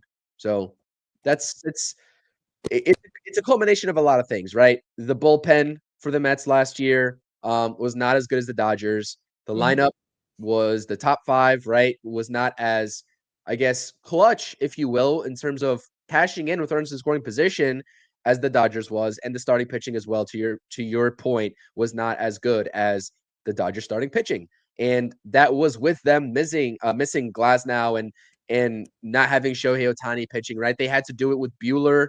They had to do it with Yamamoto. They had to do it with Flaherty. And those are 3 really good options at the end of the day, too. Let's not discredit that. I know Buehler had a 5+ ERA. Again, I don't think the Mets care about ERAs of the past, or else they wouldn't have gotten Frankie Montas. That's not what they're looking at. They're looking at projectability and the type of stuff that these guys have, which Walker Buehler still has pretty good stuff. I know the Savant page doesn't really show it as much, but he does. But yeah, again, the fallback options that the Dodgers had to work with, even having those guys, was just absolutely insane. They weren't at 100% strength, and they still had to fall back on Flaherty, Yamamoto, and Buehler. Yep. That's textbook in terms of the depth that a team has. It's textbook. Yeah, and look, I know Yankee fans are talking about the series was closer than it looked. No, it wasn't. It really wasn't. Right? Yeah, the games were closer, but it didn't feel like the Yankees were going to win that series. It never did. It never At felt all. I mean, I'm sorry, Yankee fans. There was no way. It didn't feel that way at all. Maybe game 1, but after that, man, it was cruise central for the Dodgers, right? I mean, again, you guys made mistakes, just like you did against Cleveland, and the same thing you did against Kansas City. And Kansas City and Cleveland didn't capitalize on those mistakes. The Dodgers capitalized on every mistake the Yankees made because they made it throughout the postseason. They just played inferior teams that couldn't capitalize on those mistakes. You would have never made the World Series if you had a team that capitalized on mistakes like the Dodgers did. Sorry, it was just that much of a difference. And again, and you could say the same thing with the Yankees, right? The Dodgers had other pitchers that were, that have top line stuff that stepped up. The Yankees didn't have that after Cole. Poor Cole. What else could Cole do, for crying out loud, right? I think Cole's a great pitcher, but what else could he do? Nobody helped him out. Rizzo, I think that's why he was pissed off by opting out too. That's why he was pissed off. I'm pretty sure he's pissed off at the organization. Yeah, absolutely. And Rizzo couldn't cover the bag. Judge couldn't catch a ball. Right? Volpe couldn't throw to third base on an easy play. Chisholm couldn't pick a ball. That was a hard play for Chisholm. But, little things like that. The Guardians and the Royals couldn't capitalize on it. The Dodgers capitalized off the mistakes. That's why I'm saying, guys, the Yankees did not play well in any series. The capitalizing of the Dodgers was why they won the World Series. And that was them throughout the playoffs. It was they capitalized on the Padres' minimum mistakes that they made. They capitalized on the Mets' mistakes, and that's what they did. And that's what it was. And you can still go back to the Yankees not hitting enough, but it also was the terrible defense and the terrible base running of the New York Yankees. They did that the entire postseason, and it was obvious that the Yankees had an easy path to the World Series, right? They got there, and you give them credit for that, right? You still got to get there. They got there. But the mistakes that they made, specifically in the Guardian series, that if they played a better team, they would have never got out of the ALCS. And they all know it. The Guardians basically took you to the brink. The Guardians, who had one starting pitcher of relevance. They were throwing bullpen arms for like 3, 4, 5 innings. That guys that they didn't even do it all season. Every day they were throwing the same pitchers. And that's another thing. They kept on seeing the same pitchers every single game. 3, 4 innings. It was crazy. Like, if the Guardians would have beat the Yankees, I mean, the Yankees they moved to Nebraska. That's how embarrassing it would have been. The Guardians weren't very good. They played in the AL Central that was garbage. The Royals, same thing. Like, do we all forget about that? They had one of the worst teams in baseball history. Nobody was really good. The Tigers popped out at the last minute. It was the Guardians division easily, in one of the worst divisions in baseball. Yeah, that's an easy path. That was an easy path. Yeah, It's undeniable. Like, look, they still had to win to get there, or it would have been an embarrassment. But They did their job. Yeah, exactly. Right. You don't take away them getting to the World Series, but let's not act like the Yankees played well in that World Series, because they did not. The fifth inning in Game 5 was a whole picture, one whole picture of that inning with how the Yankees played all postseason. That's what they did the whole postseason. Like, let's not act like the Yankees played well here. And again, guess who played well? Yankee fans wanted to trade Giancarlo Stanton for 4 years now. Yeah, he's been your best postseason player. And Juan Soto, that was the guys that got you to that point. Both of those guys. Yankee fans can't wait. Every year want to get rid of Giancarlo Stanton, yet he's your best postseason player. And Juan Soto, who you have for 1 year. You haven't been to the World Series since 2009 and since Judge has been a Yankee. So that's a fact. So there you go. And Joey, you might be right. I am a clown. You know what? I'm absolutely a clown. But you're a clown acting like the Yankees were a good postseason team, because they weren't. Yeah, they definitely weren't. I mean, yeah, I agree. Stan really, I mean, took the pressure and the load off of Aaron Judge. I mean, he outperformed Aaron Judge in the playoffs. Let's be honest. And before I say anything else, yeah, I mean, aren't Yankee fans clowns for being on a Mets channel? I mean, I can show you these Yankee YouTubers that are probably hanging out right now, checking, doing great content like they do. Joey, I might not know what I'm talking about. You know, that's why. You might be right. I don't know. But you're here watching for the last 3 hours, yesterday and today. So congratulations to you, right? I don't ask you to be here. You don't have to be here, right? Go to your Yankee fans channels, right? They got great content. Go there. Enjoy yourself. Yankees were an embarrassment in the playoffs. It's just that simple. Joey, you're right. Anyway, I was wrong about that. You're allowed to be wrong, right? I think we're allowed to say that, right? We're not. Yeah. I never said I was always right. Trust me. Wrong all the time. All the time. A lot of the time. That's half the fun, honestly, coming back and telling you guys how we were wrong. My question to you, to pivot away from this Yankees nonsense again, 24 is 24. Listen, pivot points. Let's talk pivot points, Rob. Because the obvious pivot point, I don't think. Okay, let's just get this out the way. As much as I like Teoscar Hernandez as a player, there's no chance that even if the Mets miss out on Juan Soto, there's no chance that I see Teoscar Hernandez coming to the New York Mets. And that's just like no factual information behind that. That's just my gut feeling. So I think Santander is a little bit more of a realistic pivot point. But again, if you're missing out on Juan Soto, if you are trying to pay Juan Soto $750, $775, as we're talking about in this stream on this watch party, you need to go and get 2 bats, right? I would argue you need 2 bats with Pete Alonso, alongside Pete Alonso. So outside of Santander, with Adames being off the board, as we heard earlier this offseason season that Adames could be a plan B, not only for the Mets, but also for the Yankees. What do you see as the next bat to go after outside of Anthony Santander? Like, who is that next bat? Well, I would have said Adames. I would have said Adames too. I mean, I don't know. That's the issue. That is the issue the Mets and the Yankees are going to run into, right? If they don't get Juan Soto, whoever doesn't get Juan Soto are kind of in a pickle, right? Are the Yankees going to spend north of $180 million to land Pete Alonso? I mean, they need a first baseman, right? Could they trade for Bellinger? The Mets, an example, I don't know. Like in the Mets case, I honestly don't know if it's. That's why I think that they might have to pivot to Anthony Santander. Like I don't know who else is there, unless there's a trade out there that we don't know about. Bellinger could play right field, but do the Mets want to trade for Bellinger? Like, is that going to excite the fan base? I don't know. I honestly, you know what? It's going to take a while to really look at a picture and think of, because what other free agents are really out there that you can be satisfied with that can help you with Pete Alonso or in another case, another bat? I don't know.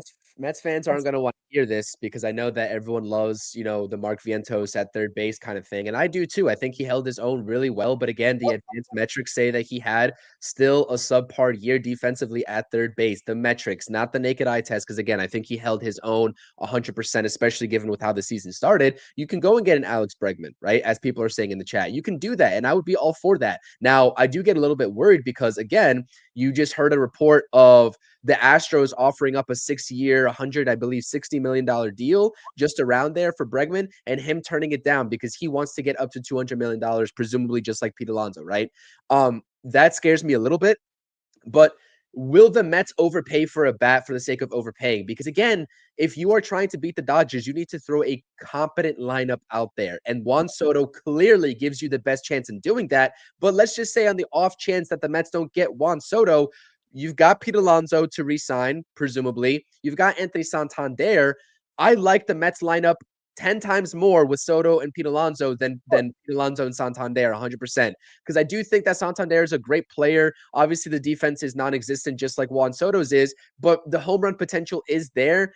He's not going to hit for average, though. He's not going to hit 280, 290 like Juan Soto, right? And I know that a lot of people love the average. And again, I don't buy too much into it, but if that's what you want to measure as a success rate, right?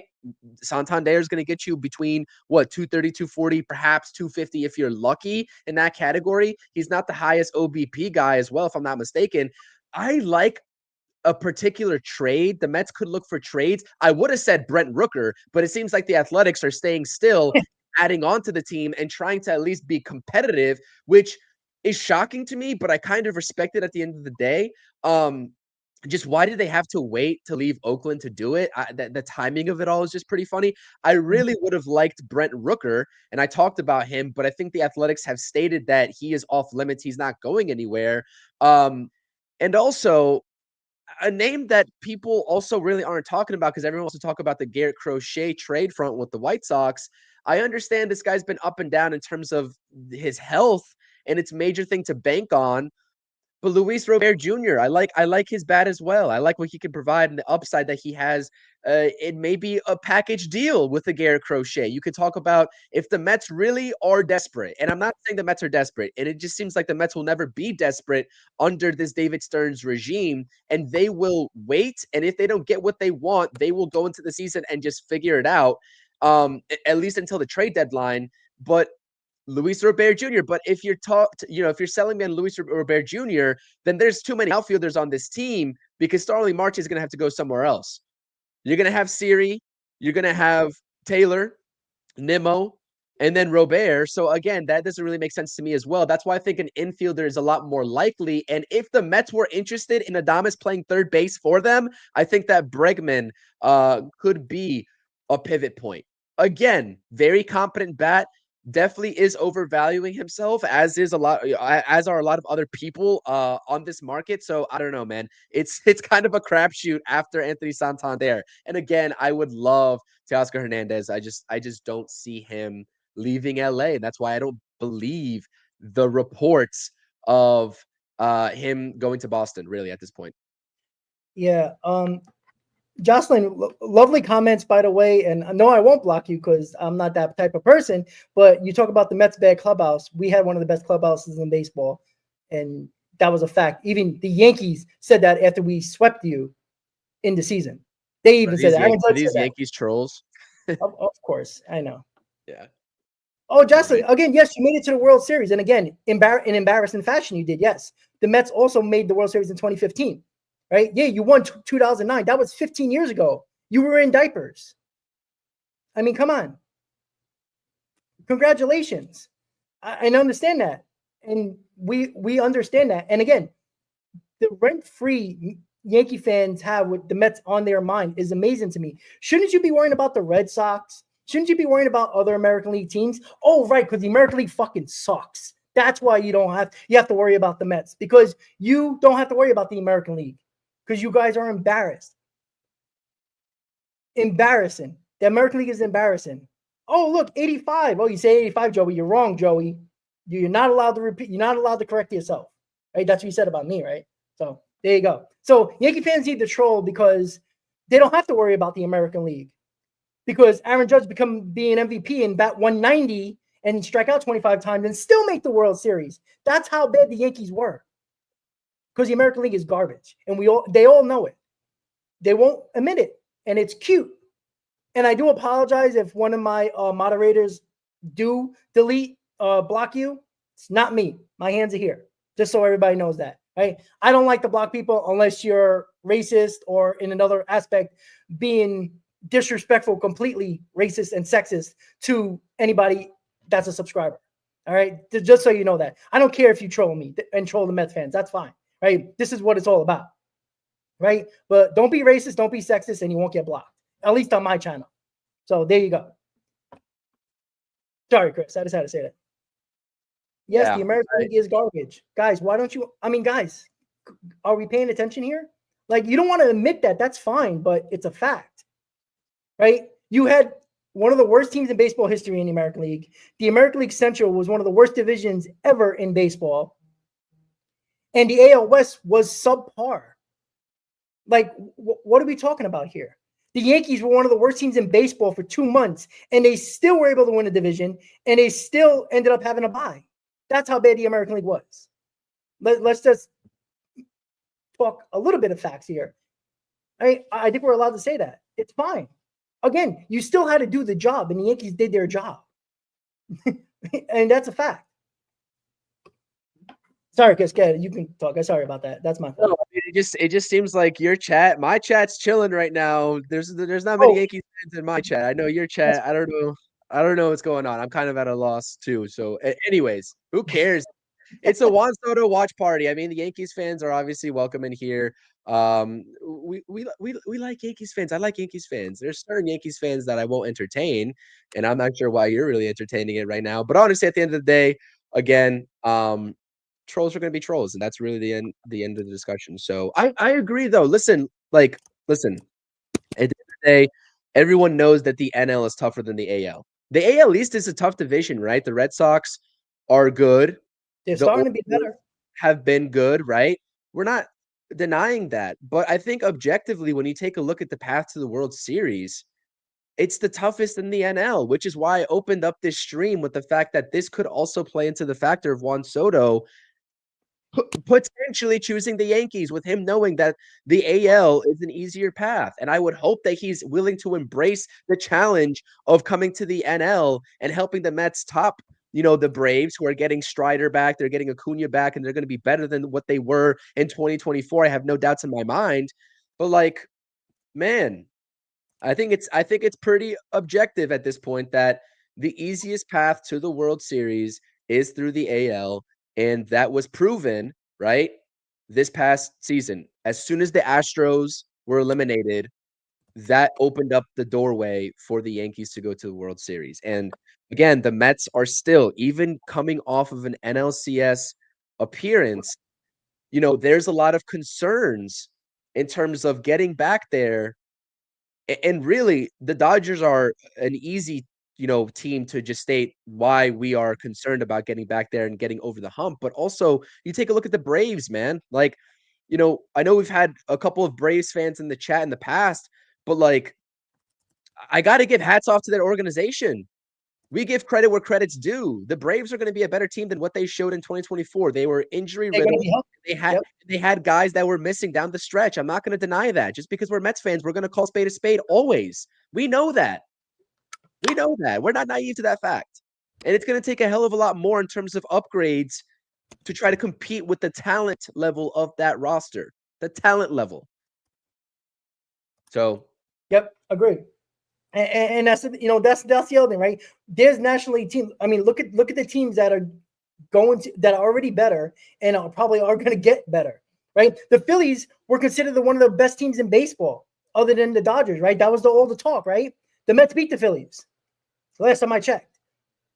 And they beat them in simple fashion in 4 games, right? People forget that too, right? I'm not going to go saying the Brewers were a really good team, but they were solid. But, I mean, they were along the roads of the AL Central type teams, right? That's kind of where they fit. right? Because the NL Central was not very good, better than the AL Central, but the NL Central wasn't very good. So I'm not going to say, oh, the Mets beat the Brewers. Great job by them. They did their job, but it wasn't a great team. The Phillies were considered one of the best teams in baseball, probably top 3, if not top 2.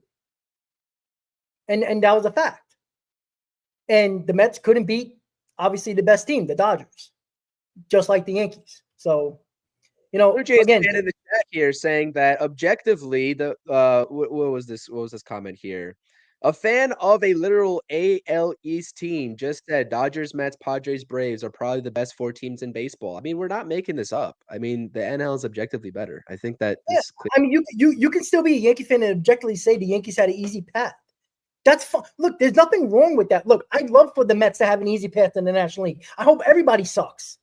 I would take that too. 100%. Who wouldn't take that? I'm not saying that you can't, wear the World Series hat, wear the World Series jersey, gloat that you were in the World Series. That's all great. That's a fan. But objectively, it was true. Like, you got to be fair about that. It was an easier path. And that's, again, there's nothing wrong with that. But objectively saying that the NL was better is factual. It's okay. So, shout out to Grant, though. Good morning, Grant. I saw that early in the chat. Grant, I'm coming to Houston on opening day when the Mets go to Houston for opening day. I will be there, and I will be supporting your bar. I might even do a stream there in your bar, buddy. Whichever one you want me to do. Boom. There you go. There you have it. I have yet to go to Houston. Heard it's a nice city. Joe's asked, what's your thoughts on Tyler O'Neill going to the O's? Yeah, again, this is the types of signings that this is what the O's are, right? This is why Anthony Santander is presumably leaving, right? They're not going to pay Santander the money that he wants. I like the Tyler O'Neill signing. He had a really good year for the Boston Red Sox. With him too, it's just the consistency factor. That's really what it is. So I think it's a good signing for them. I mean, for me, the O's are an anomaly. Again, they are kind of a team where they have a blend of veteran presence, and they're trying to figure out where the youth plays in and what's the correct order of, that lineup and trying to work everything in. So I think that they're going to be right where they were last season. And it just seems like they can't, whenever they get to the playoffs, they can't get over that hump. Yeah, that's an issue with them. That's an issue with them. It's an established issue with them, and it goes back to the Buck Showalter days. It really does. And so I'm at that point, you got to wonder if it's organizational or whatever it is. But I like the O's. I objectively like the Orioles and everything that they've got going on, and I think they rebuilt the right way, and they have exceeded my expectations in terms of their rebuild. So again, this is what makes the AL East tough, and we're gonna admit that. But objectively, if you go into a playoff series against the Orioles, I mean, historically speaking, you feel pretty good about your chances. And this is with them having Corbin Burnes, because what was the one thing with the Orioles back in the Showalter days when they failed to make it to where they wanted to go? It was the pitching. They didn't have the pitching. They finally got Corbin Burnes, and they still, Corbin Burnes pitched what, a 8-inning, 1-run ball game for them or something like that in the wild card series, and he still lost that game, I'm pretty sure. Correct. John Bavia, thank you for the super. Still confident Soto comes to the Mets? Yeah, until otherwise said. we never reigned from that, right? The news are the news. Again, the Mets still have the highest offer. Again, until Soto proves us wrong and he takes less money to go either to the Yankees or elsewhere, I still think it's going to be the Mets. I'm still confident in that because he did not sign yet. So again, if he was taking less money and we still haven't heard, there was some rumors the Mets might have gone 750, but again, we know the Yankees aren't going either. They look like they're not matching the Mets, because when the rumor was 600, 650, clearly the Mets were the highest offer, and around the Yankees were probably under that somewhere. And again, I think the Yankees upped the offer over 700 because the Blue Jays and the Red Sox were at 700. I think that's the reason why they jumped, not because of the Mets. Again, I say this again and again, and this is being truthful to Yankee fans, and this is probably what I believe.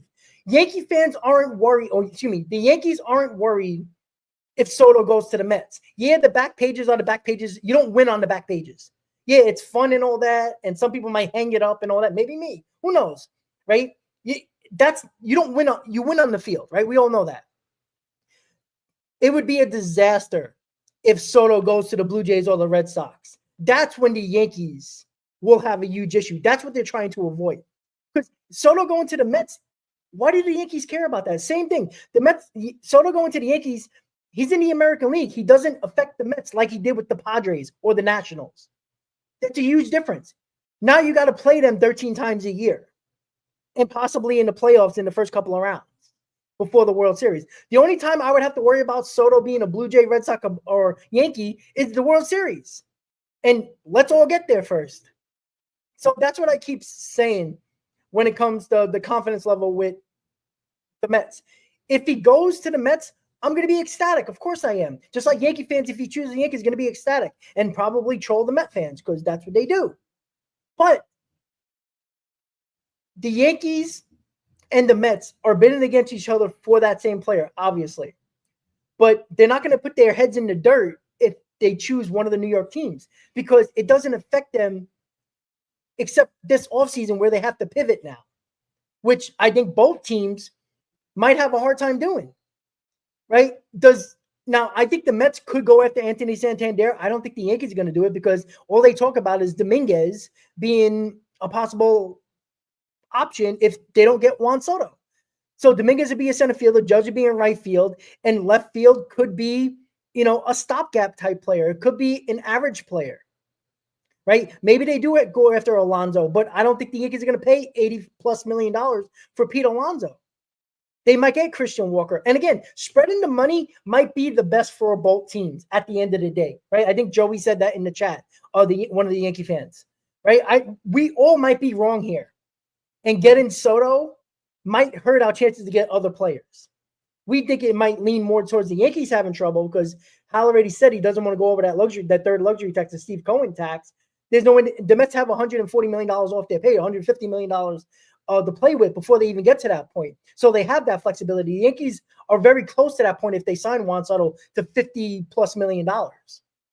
So it might be beneficial for both teams to spread the money to the pitching to 2 more bats. That's not Juan Soto. But the Yankees and the Mets are telling you otherwise.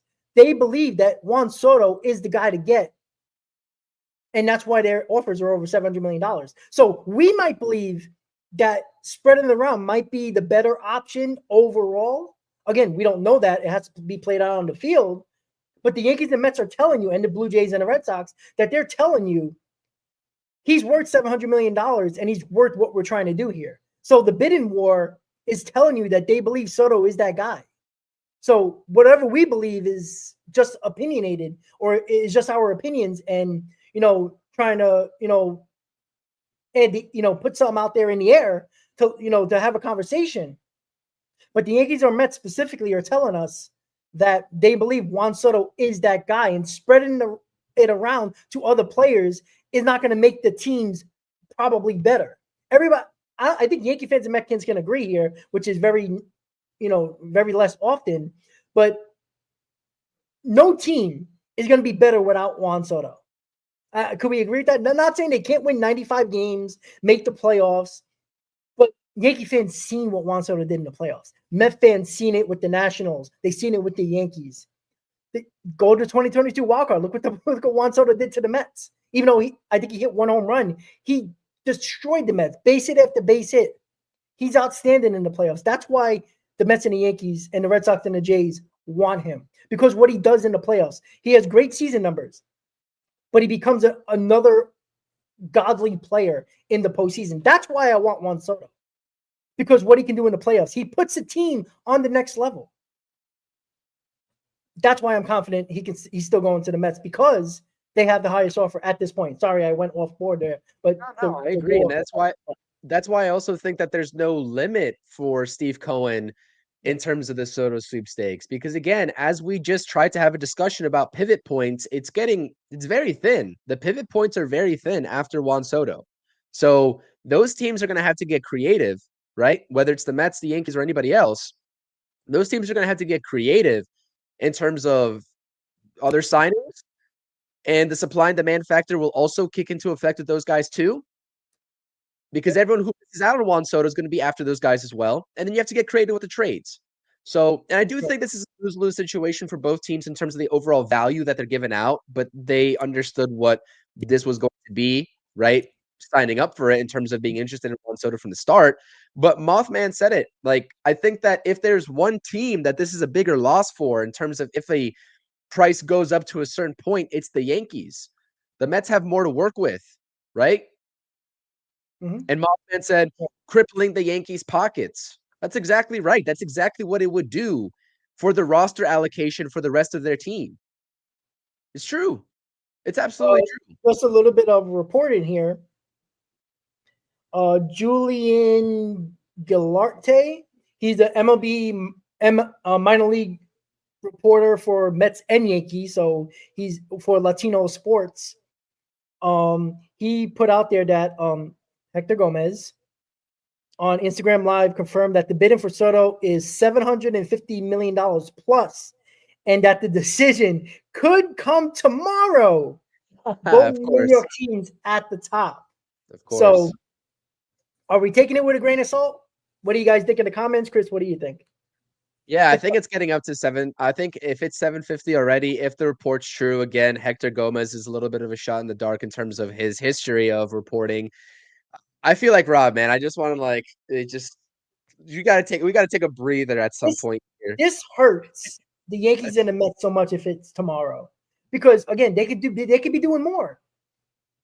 And not saying that they can't do more. Like, I think Cohen and Hal Steinbrenner are leading the charge on the Soto situation. So Stearns and Cashman are probably out there doing other things. I think we can all understand that. I think we're on board, because I don't think Cashman didn't even want to give 9 years, $40 million to Judge. It was Hal Steinbrenner that called up Judge for that. Yeah. So I don't think Cashman is very excited about this number of years or amount. And I don't think Cohen gives a shit. And Stearns is like, all right, this is Cohen's baby. Let me leave him alone and let me, sign Clay Holmes, montage, and worry about the pitching and maybe Pete Alonso, And this is why I said I wouldn't be surprised if it comes later tonight or tomorrow, because there's no incentive for the bidding to stop. But what does worry me, and this is kind of a lens that I'm trying to take out of this, is that, I don't think the Yankees are up to 750, right? I think that 750, if that report is true from Hector Gomez, is going to be the Mets. Like, that's what the Mets are at. The Mets are the top bidders, are going to be the top bidders. Is the extra time in favor of the Yankees for Juan Soto to do everything he can to say, Yankees, like, go up to this price, please? Is it? You have to think about it. I think there's a great argument for that. But at some point, is Juan Soto going to get frustrated that the Yankees are not getting closer to the Mets? Is there going to be a frustrating factor to it where it's like, all right, every time Cohen's going up $20 million more and you're not meeting that? You go up to that and Cohen's meeting that. He goes, you know what? What if the Yankees say, all right, Cohen got 750? All right, 770. Why don't you give a bid above the Mets instead of just matching them? Because this goes back to the same thing. They're putting the pinstripes on another level, which is true. Historically, yes. But we talked about this, and I think Yankee fans can agree. The Yankees aren't the Yankees of old. It's not the same anymore. It's not that same feeling as it was in the late 90s, even the early 2000s. It's not the same.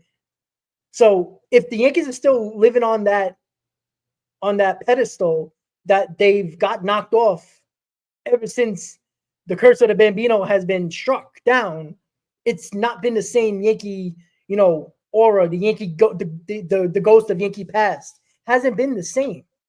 So if the Yankees, and I think the Yankees do have, not the fans, because I think the fans are kind of on the borders, like, all right, we know we're not the same Yankees as the late 90s, early 2000s. I think Yankee fans are on board with that. But I think Cashman and Steinbrenner and the Yankees executive are still, Randy Levine, they're still on that. We are still the Yankees of old. I still believe they think that players will go to them because they're just the Yankees and they'll take less money. I don't think that's. I think it's the opposite, Rob. I think that they realize that this is an opportunity for them with the decline of that notion that they are the evil empire. This is the opportunity for them, knowing that their fans have lost a little bit of that, trust factor. Even if, Yankees fans want to come on here and say, we're still the evil empire, blah, blah, blah, whatever. they know deep down that these Yankees are not the same as the old Yankees, especially in terms of what's going on up front with the ownership and the GM and how they do their negotiations. This could be why they're so adamant on retaining Juan Soto at all costs too, because they know that this is New York versus New York. And if they let Juan Soto go across, other side of town to the Mets, that's going to be a bad look. This is more of a bad look for the Yankees than it is the Mets. Do you think so though? Because look, there's been a lot of talk that Steve Cohen really hasn't gotten that big time guy yet, right? I already said it. I don't think the Yankees are losing face here. They're already up at $700 million. If he goes to the Mets, you know what the Yankee fans are going to say? He's a bad defender. He's a bad base runner. You can have him for that price. But if the Yankees got him for the similar price, oh, thank God, he would never go to the Mets. So that's the conversation that I don't think the Yankees are going to – I still think the Yankees save face by having higher offers than Boston and the Blue Jays because I think that matters more than just the back page in New York. But you know what? With how many Yankees fans are in our chat and they continuously talk about the Mets, they also will, behind closed doors, kill their organization for letting Soto go to the Mets. I do believe that. The fan base will. The fan base. Not the organization. But they have to stay face with their own fans, though. You don't think that? Well, yeah, I think they did that with going over the Boston Red Sox and the Blue Jays. I don't think deep down the organization cares that he goes to the Mets. Because, again, it doesn't affect them except for a couple of back pages and probably during the winter meetings. The Yankees can sign Anthony Santander and Corbin Burns tomorrow if Soto goes to the Mets. And that's a good offseason for the Yankees. You know what I'm saying? So, I don't feel like it's that much of a safe, an embarrassment if he goes to the Mets at this point. I think the Yankees wanted to make sure that it doesn't get leaked out that the Red Sox and the Jays have bigger offers than them. That's an embarrassment. You can't have that. You can't have that. I think that, again, isn't it telling that the Yankees have not matched the Mets offer and it keeps on being $20 million less? Say if the next news comes out that the Mets are at 750, Yankees are at 730. Here we go with the $20 million difference again. They're telling you something that they think, all right, yeah, we want Juan Soto, but we did our job in beating the Red Sox and the Blue Jays, right? I still believe Boras is using the Blue Jays and the Red Sox to up the Yankees offer, not the Mets.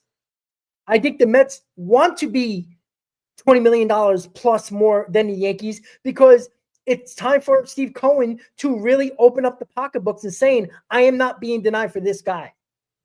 Again, why wouldn't he be a Yankee already if the price is already astronomical as a Yankee? He's already passed the Ohtani number as a Yankee. He would be with the Yankees and have a higher number than Ohtani. Isn't that everything that some Yankee fans are saying that he wants? So that argument is starting to go out the window to me. I think the argument that can be had is that the Yankees right now needed to be higher than the Red Sox and the Jays, who were reportedly at $700 million, if not a little bit more. So for all we know, the Blue Jays and the Red Sox could have been at 705 and the Yankees went 710, and the Mets number had nothing to do with it. That's a real possibility. And again, all this is going to come out over the days when Juan Soto signs. That's why I want it to happen today. But again, guys, Boras is not an idiot. The Mets and the Yankees are not an idiot. They're not going to compete with news on football Sunday during games. They're just not going to do that, right? The Browns and the Jaguars will have more eyes on them than Soto signing with the Yankees or the Mets. It's just a fact. Maybe so. Not New York, but nationally, I don't think it's a good look. There's a reason why officially MLB winter meetings start tomorrow and not on today, even though the official day is today. Everybody's there now or going to be there today. But the official day is tomorrow because they don't want to compete with football Sunday, right? All the MLB network shows start late tonight and tomorrow morning. You can look at it both ways. I'm still trying to understand which side of the fence I'm willing to lean on in terms of if he is trying to go back to the Yankees with the final offer, or this means that he's just not confident in what the Yankees are doing as an organization and why it's taking so long. Both arguments could be had. But what I will say is that if you thought deferrals were possible at 700, can you imagine what the deferrals are going to look like at 750, For 775 both teams. For both teams. for More both probably. teams? See, here's what I believe. I believe both teams have similar opt-outs and similar deferrals, whatever price it would be, to be quite Yes. honest. Yep. And you almost have to match that. Like if one team Correct. proposes that, you almost have to match the same thing as that team. I think it would be game over. If a team, let's say if the Yankees didn't have an opt-out and the Mets did, Juan Soto might just take the guarantee, even though the player option is the player option. I mean, you could say anybody's the favorite, but let's just say like one contract opt-out is a little bit different than the other team. You would think he would favor the team with the better overall contract when it comes to opt-outs, deferrals, and all that. Like, what if the Yankees are deferring $150 million and the Mets are not deferring a penny? I mean, you would think he would have signed with the Mets already, right? I think the deferrals and the opt-outs are very similar for both teams. Yeah. Just so everybody knows. Oh, I'm sorry, Chris. Good. No, go ahead. Go ahead. I was just going to say, just so everybody knows, me and Chris are probably deciding up until kickoff 1 p.m. is when we're going to end the stream. If he doesn't sign by then, I doubt it's going to be between the 1 and 4 o'clock games during that time. I think it might be after the 4 o'clock games end or right when the games are going on. So the nightly news will be all about Juan Soto. And I think it's going to be either tonight, if not over the next hour, tonight into tomorrow now, unfortunately. Are we going live tonight? Oh yeah, we might just do a Mets hot stove and just call it a day. I was gonna say because we'll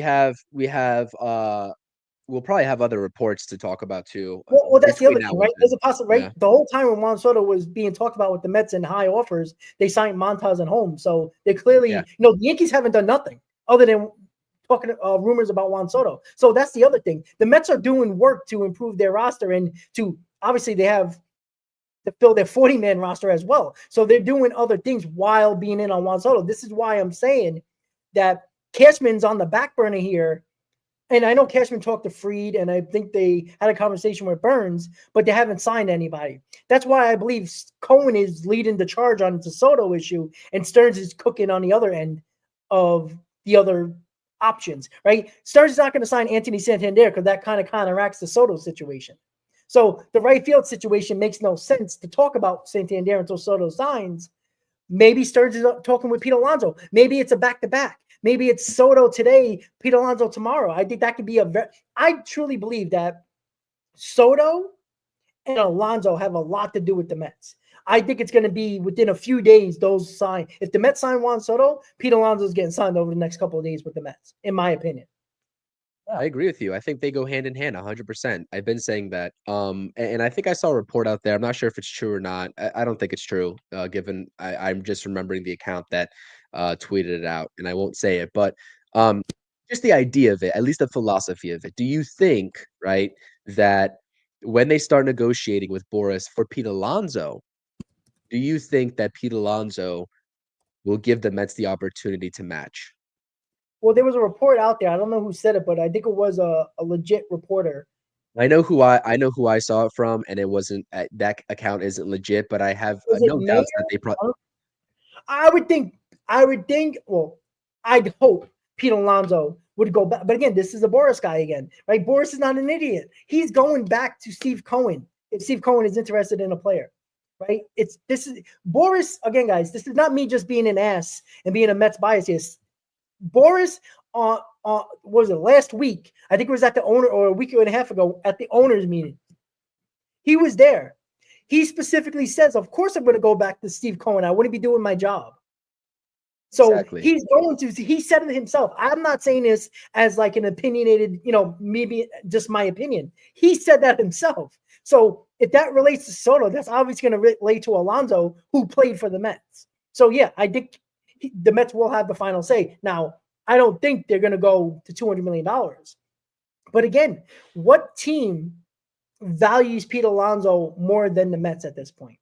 That's the other issue that Pete Alonso is going to run into. The Yankees. Because other teams and players around the league, this has been talked about.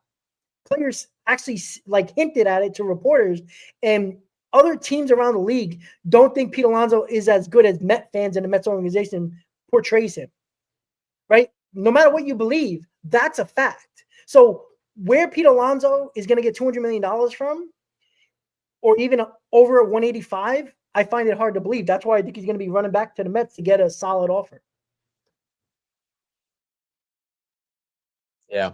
I think Boo in the chat here saying maybe the Nationals. I mean, I could see that happening as well, That to be would be honest with you. interesting. That would be very interesting.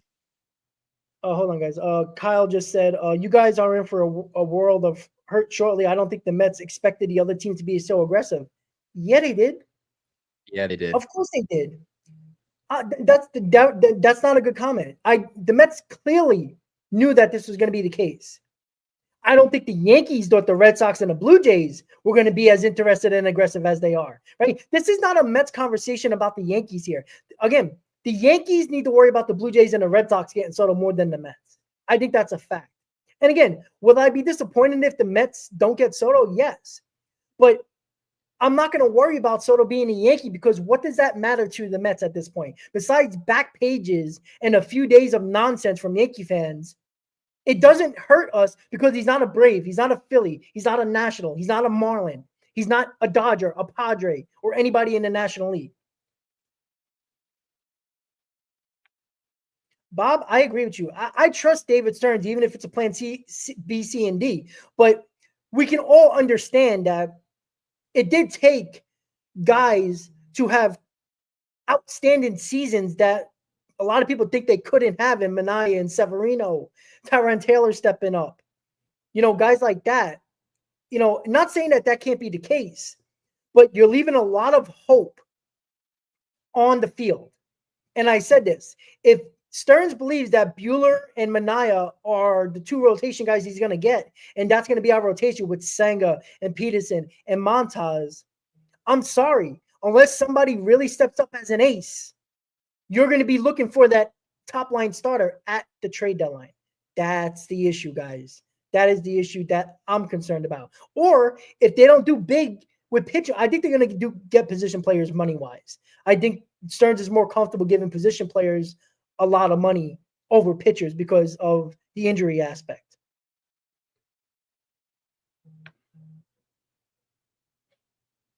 All right, guys, I'm just looking at the comments here. Shout out to everyone in the chat, by the way. Yes, there's a ton of people. Crazy amount of people. We appreciate everyone, whether you're on Rob's channel or my channel. Someone asked a question about Genesis Cabrera. I do think he makes. That was Joe. Yeah, that was that true? Where is it? Yep, here we go. Yep. I like Genesis Cabrera. I do think that there's a lot of polishing to be done in terms of his, not mechanics, but just sort of the arsenal that he possesses. Do you think he can make the opening day roster? Yeah, I think so. Yeah, I think he'd be one of the lefties in the bullpen. I think the Mets are still trying to figure out if they're going to carry another lefty. I think they should at the end of the day. Brooks Raley is on the market, right? You've got Danny Young, but again, Danny Young, are you really going to trust in him? He was up and down in 2024 from the way I take it. So I like Genesis Cabrera. And it helps that he throws gas, man. He throws like 97, 98 from the left side too. That's pretty rare. So I like that name a lot. Well, Chris, this was a conversation last night that Robert, I don't know if you were in the chat last night. There were so many damn people last night as there is today. But if you want, I mean, it's a 3-hour show. We're not going to make you go crazy trying to find what we were talking about over 3 hours, but we'll talk about it now. Why not? Right? You're here. So would you choose batting second or third? Well, numbers are very, very good in either one of those spots. Now, me and Chris have different opinions on where he should bat, but I'm going to let Chris talk about it because he was the one that brought up the batting order of where Soto batted in the numbers. So, yeah, Chris, take it away. Yeah, to go into just a brief synopsis of what we said yesterday, because a large portion of our stream was geared towards this right here, right? And the new age philosophy of your best hitter batting second, right? And I just don't think, again, the situation that we talked about yesterday was the situation of both Soto and Alonso coming back to the New York Mets. In which case, if Alonso and Soto are New York Mets, I would have to bat Soto third or fourth. And again, if you are in the category of believing in the philosophy, which is factually true, I won't take it away from anybody who believes this. that your top 3 hitters get the most at-bats or plate appearances over the course of a season, then yes, 100%, you will bat him top 3. I just do not see a world where you can look at what Pete Alonso did last season and tell me that you don't want Juan Soto behind Pete Alonso rather than vice versa, right? I get the OBP factor. I understand that the numbers are fantastic, whether he's batting second, third, fourth, or fifth. We understand that as well. But again, I do think to maximize Pete Alonso and knowing that you're not going to sacrifice anything with Juan Soto because his approach is going to be the same no matter where he bats. I think that batting him third behind Pete Alonso, and this is a situation where you'd have Pete Alonso either batting third or second and Soto behind him at that point. If you want to bat Juan Soto third and have him in the top 3, Pete Alonso would have to be your 2-hole hitter, which he also has excelled in, by the way. So I wouldn't knock that idea. And then obviously Vientos would be your cleanup hitter at that point. So I think no matter what it is, no matter how you shake it up, I understand that Juan Soto has done fantastic, and the 2 spot seems like a really good situation with Lindor and Soto back to back. I'm not denying that. But if you get into a situation, and maybe this happens midway through the season or whatever, if your 3-hole hitter is not getting the job done in terms of driving these guys in that are getting on base for him, then it's a moot point. You're wasting a huge contract on the guy that's walking for you and getting on base without having anybody driving in runs, right? Driving him in. So at that point, that's why I say Lindor, either Alonso or Vientos, and then after that, you'll have Alonso in whichever order, and then Soto after that. Again, I have to stick to that until Pete Alonso can show me that he's capable of hitting with runners in scoring position at a consistent rate. Hey, it's a great problem to have. That means you have Juan Soto. Like, nobody's going to be mad where he bats, right? We're going to have our difference of opinions, but if he bats second, third, or fourth, I don't think anybody cares, right? He's in the lineup, right? Because he's not going to change his approach. He might make one person better, 2 people better. We don't know, but he does make your lineup better. And I think the numbers showed that it really doesn't matter where he bats. It's just where do you want him to help other guys in your lineup, right? Do you want to just put him behind Alonso, right? It's not the worst idea in the world, right? Here's a problem with the Mets. I mean, it's not a bad problem, but Vientos, Alonso, Soto all have great numbers in the 2-hole. So you have to choose somebody, right? One of those guys are probably going to be a 2-hole hitter. You know, I think that Vientos shown that he can probably bat behind Alonso, no problem. And I think it would be a lot more dangerous. Lindor, Soto, Alonso, Vientos, Nimmo.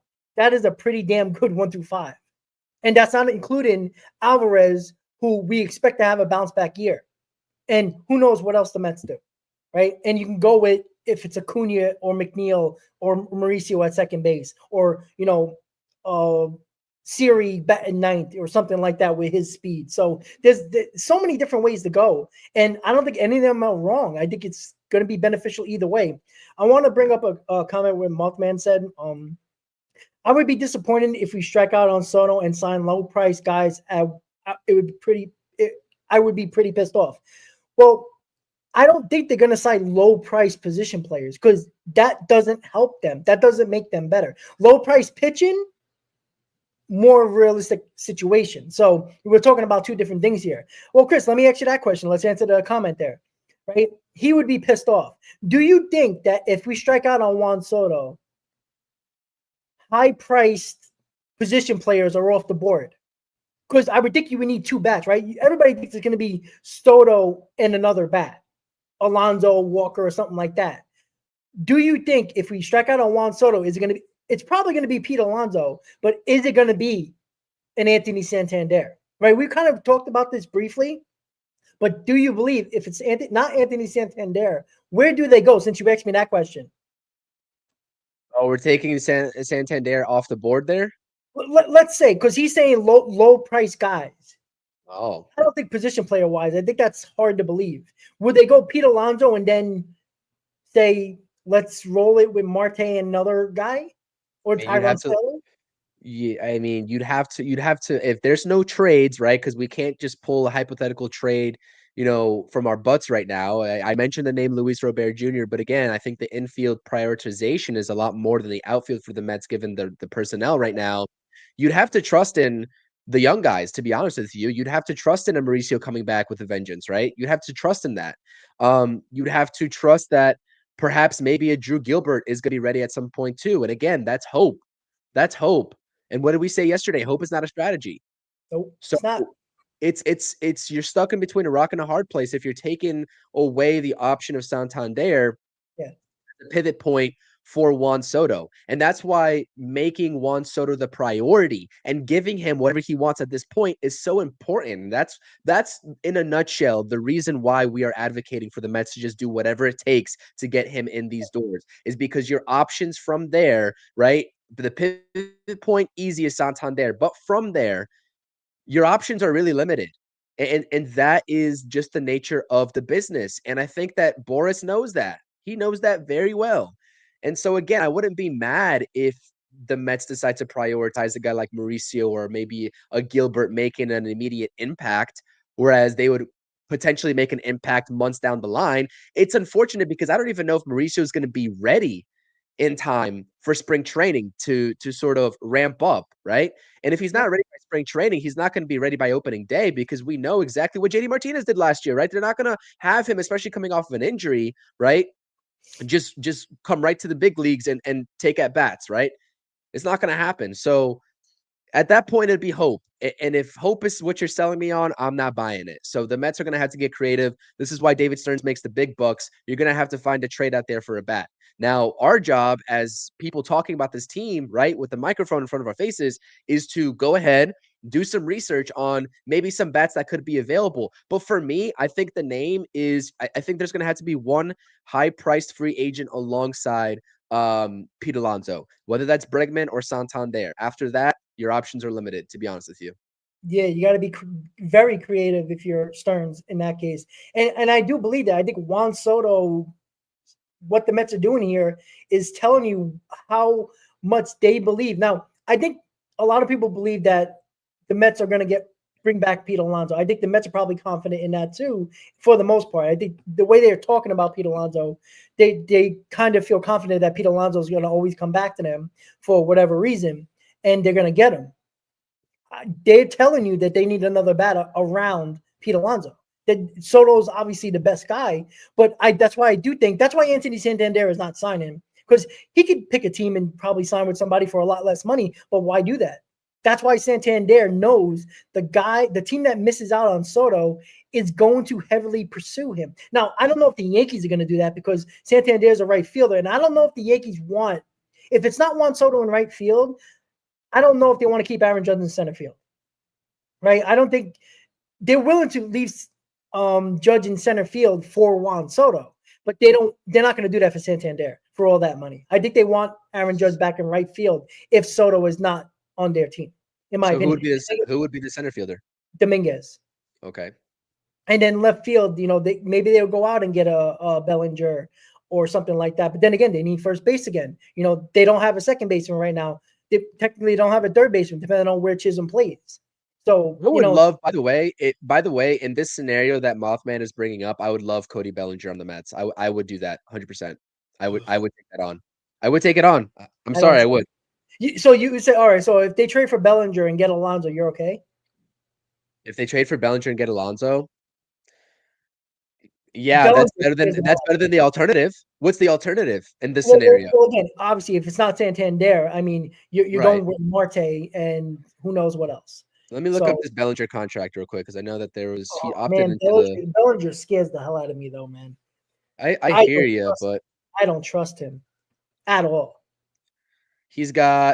He opted in this year. He's got a player option next year for $25 million. So he's only on the books for one more year, and then 2027 he's an unrestricted free agent. So it's not a long-term deal. So maybe like get him where he can still be in those prove-it type years for the 2 years to opt out, and he'd still be playing for a contract at that point. How old is he? 28, 29? Let's look it up. I'm not in tune to Cody Bellinger, Cubs baseball, to be honest with you. He is, where is he? Let's just look this up. Someone maybe beat me in the chat to this. 29. He's 29, so he's going to be 31 opting for a contract, which is, again, like, you know what I mean? He'll be 31 as an unrestricted free agent. So that's motivation right there for him. Well, yeah, motivation, and maybe that's all I care about is the 2 years that we have him, right? Because he has 2 years, then an opt out, right, or 1 year and an opt out. No, it's just one more year after this because he already opted into the 2025. He had the option this year, this offseason. Okay, so all right, so yeah, I guess, but I mean, how many people are going to give a 31-year-old Bellinger? Like, I don't like his swing at all. I don't. I scares the hell out of me. That uppercuts, I just don't like. We talk about it with a lot of the Mets players, and I know every hitter is different, but it just scares me because look, he is very vulnerable, letter to neck, and if you leave that ball up there, he's not doing anything. He's a complete low ball hitter. Now, before he got hurt with the shoulder, he was more of he still had that uppercut, but he was still he had that more of a level swing, and he obviously was an MVP. I don't think he's that. I'm not saying that he has to be that, but man, I mean, would I be upset if that's a pivot point if you don't get Anthony Santander or Juan Soto? Sure. You could do worse. And you have insurance with Marte leaving next year. You do. And then, that gives you an option. That gives you a stopgap for Gilbert as well. As a top prospect, see if he can pop up. And that's the other thing. We haven't really brought up the prospect, right? What does Stearns believe in these guys, right? Who does he believe in? We don't necessarily know that. Why I think they're going to trade for a top line starter, and then we're really going to know, right? If you trade for Crochet, you're going to know who Stearns likes and doesn't like because they're going to be in that deal. Same thing with Luis Castillo or somebody else that we're not even thinking of. So. Yeah, and you know what? I mean, as Blitz is in the chat saying, I'd rather have Drew Gilbert starting over Bellinger. I think there's a world where you can do both because, again, right, at the end of the day, do we think Nimmo's going to be out there in the outfield for the next 2, 3, 4 years? That's another question that we're going to have to sort of work with in terms of Brandon Nimmo potentially phasing out of being an everyday starting outfielder. And I'm not saying that's going to happen in the next year or the next 2 years. But again, I don't know. Maybe that timeline for Bellinger doesn't fit, but I don't know. It's tough. This is, again, all these variables you have to think about if you're David Stearns, the New York Mets. It's absolutely insane. I like Drew Gilbert a lot. Again, this is why I wouldn't trade Drew Gilbert when everybody's so inclined to include him in a Garrett Crochet trade. I would not trade Drew Gilbert because outfield is already lacking as it is. It is. The Mets have infielders galore. I'd be more willing to give up Jet Williams in a trade than I am Drew Gilbert. I've been very adamant about that. If you've been a part of this channel, no disrespect to Jet Williams, it's just the nature of how this farm system is set up right now. So in the worst case scenario, if you do have to rely on these young guys to make an immediate contribution, you're going to have a situational fit there in the outfield. And I know that they're trying this Jet Williams to the outfield thing. I have no doubt that he can make a transition to the outfield. He's not a better defender in the outfield than Drew Gilbert. It's just not true. But you know what? That is again hoping, and again, this is the Mets. Again, the Mets organization said this, not us. They said they're going for it for 2025.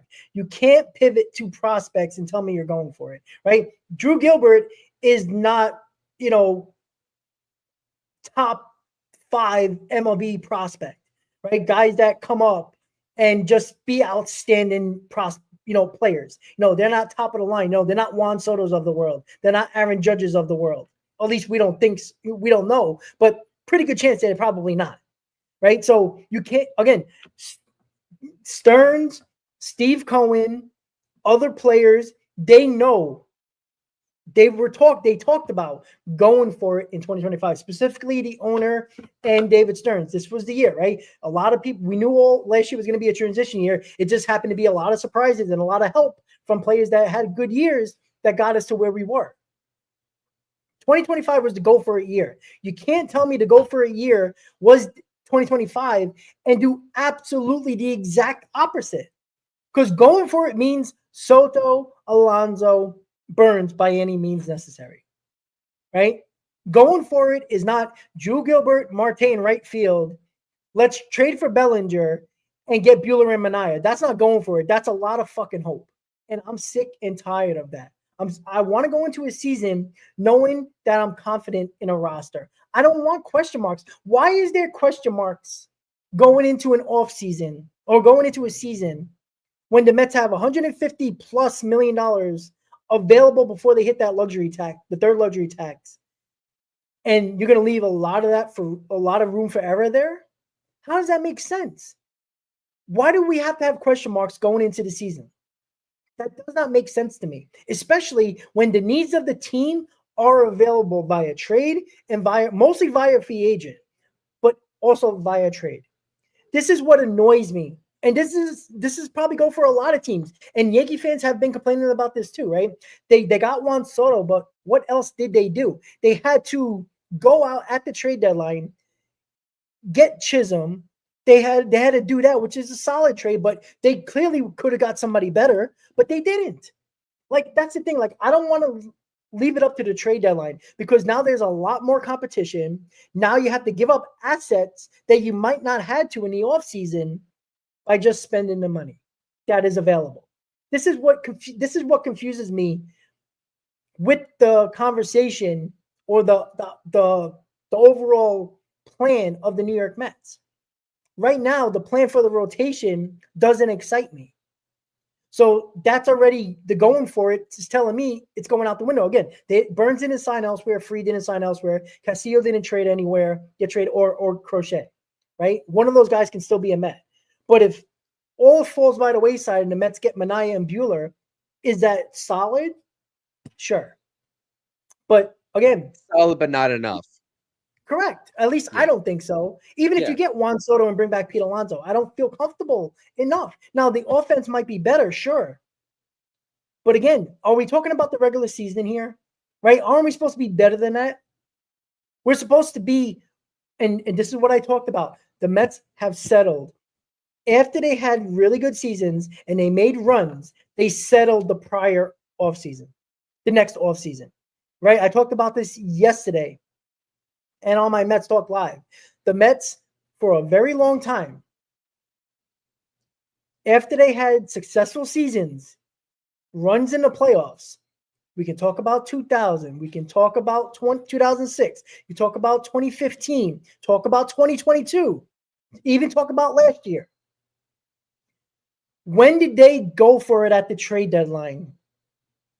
And when did they do enough that offseason where you can go into the season not questioning anything, right? Once they made their runs in the playoffs, those years, the following year, 2001, right? Mike Hampton, I talked about this already. Mike Hampton went to the Rockies. The Mets replaced Mike Hampton with Kevin Napier, right? 06, 07, right? 06, they brought back basically the same team. Hey, let's get Tom Glavine. Wonderful. That made us better.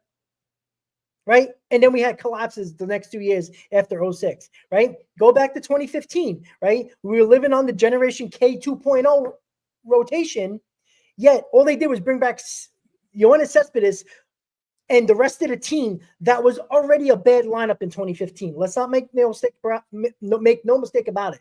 Wright was breaking down. Lucas Duda was your first baseman. Ruben Tejada, Lagares, Michael Kadire. Those were your guys in your lineup. Terrible. Wasn't good. And they brought back Yoenis Cespedes, and that was it. And 2016 ended in one-game wild card. And then it was downhill from there. The rotation fell apart. 2022, we can all have a conversation. The Mets were one of the top 3 teams in baseball that year. They had an opportunity. What they needed was a big bat. They got Vogelback, Ruff, and Naquin. When other guys that were better than those guys were out there. Not saying that they would have made the difference, but they didn't do it. Last year, Steve Stearns was talking about evaluation year with a lot of their prospects. He wasn't trading top prospects to bring in a big pitcher or most likely we needed a big pitcher last year, obviously.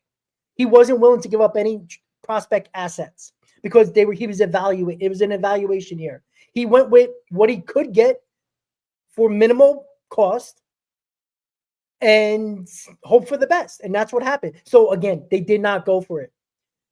2025 offseason, you have needs. Everything is available for freaking money. Go get it. Make no question about 2025 opening day. I want a roster that is basically set in stone. I don't want no question marks. Now, there might be one in the bullpen, but bullpens are widely available and easier to get at the deadline than there is a big bat and a big pitcher. To back your up, the 2026 free agent class, Rob, the 2026 free agent class, like outside of Vladimir Guerrero, I mean, you have Bo Bichette.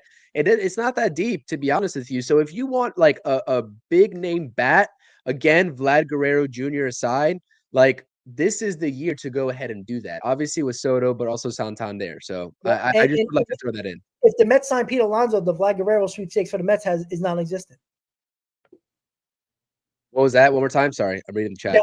If the Mets do sign Pete Alonso, the free agency for the Mets is pointless next in right, because they're not in on Vlad. Yeah, exactly.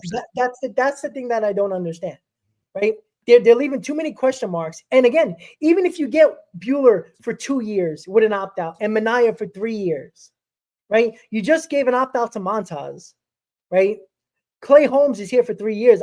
We all believe that he's probably going to be in the bullpen unless he shocks a lot of people and be as great as a starter. Right. So you're leaving yourself open again for open rotation with guys rotation you have to fill again in the 2026 offseason. How does that make any sense? Why a top line starter is necessary? Because why? Because now you have Buehler or Fried or Castillo or Crochet for the long haul. Because if you trade for Crochet, you're going to extend him. And if you get Burns or Fried, it's going to be north of 5 years or more. So they're going to be your ace. Now you got Kodai Senga still, who's going to be going into an opt-out year after this year, right?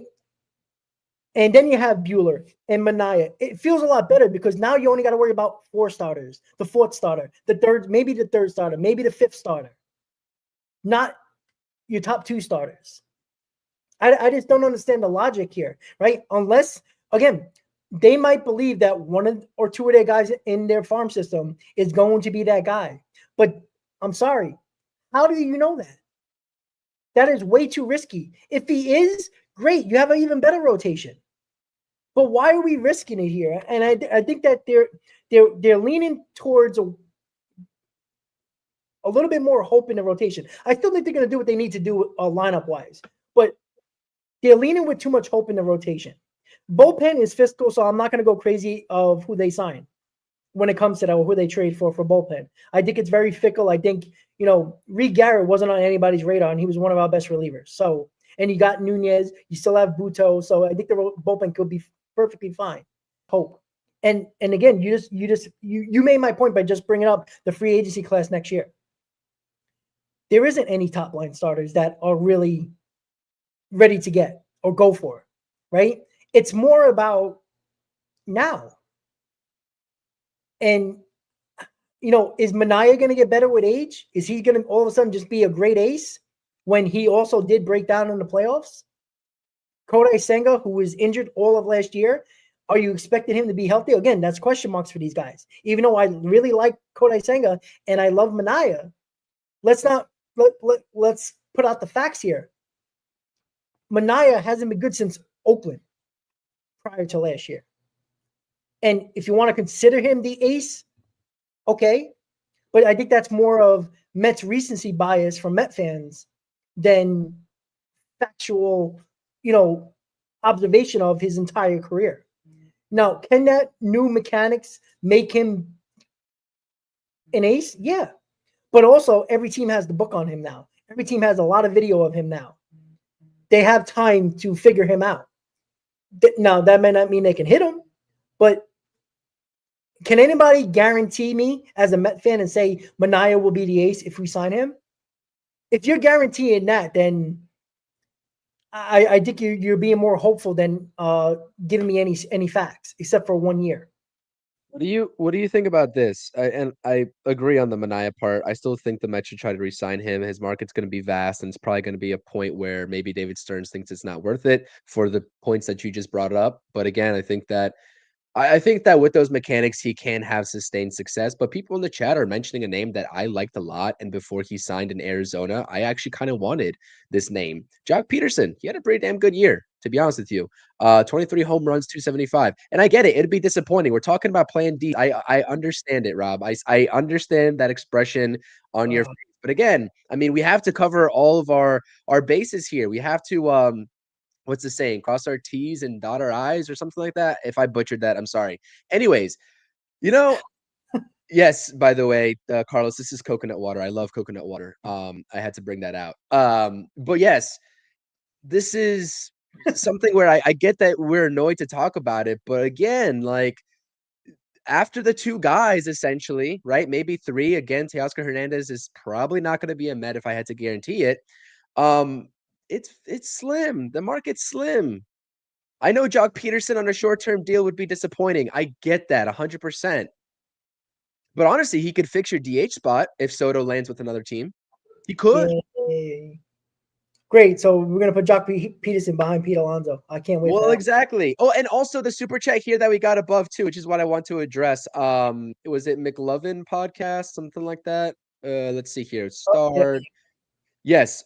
Shout out to the McLovin podcast. Lindor, Soto, Vientos, 750 to protect Pete is crazy. So my thing about this is I hear you, McLovin. I understand that, but I'm not advocating as the sole reason for signing Juan Soto to make Pete Alonso better. But if you can kill two birds with one stone, why wouldn't you do it? We just told you that Juan Soto is able to bat in any part of the lineup. So why would you not use him as a protection factor? Right? And again, that goes back to the point of, yes, I understand that he likes hitting in front of Aaron Judge, right? Presumably that gets him more pitches to hit, which honestly, with the makeup of that lineup is also just not factual because the guys behind those two guys don't really do them enough justice in terms of giving either of those guys pitches to hit. And again, the Mets proved that, but I would not hesitate at all to put Juan Soto as a protection factor for Pete Alonso, Christian Walker, whoever you bring in for first base, Mark Vientos, doesn't matter. I wouldn't hesitate. And it's not about being protection for Pete.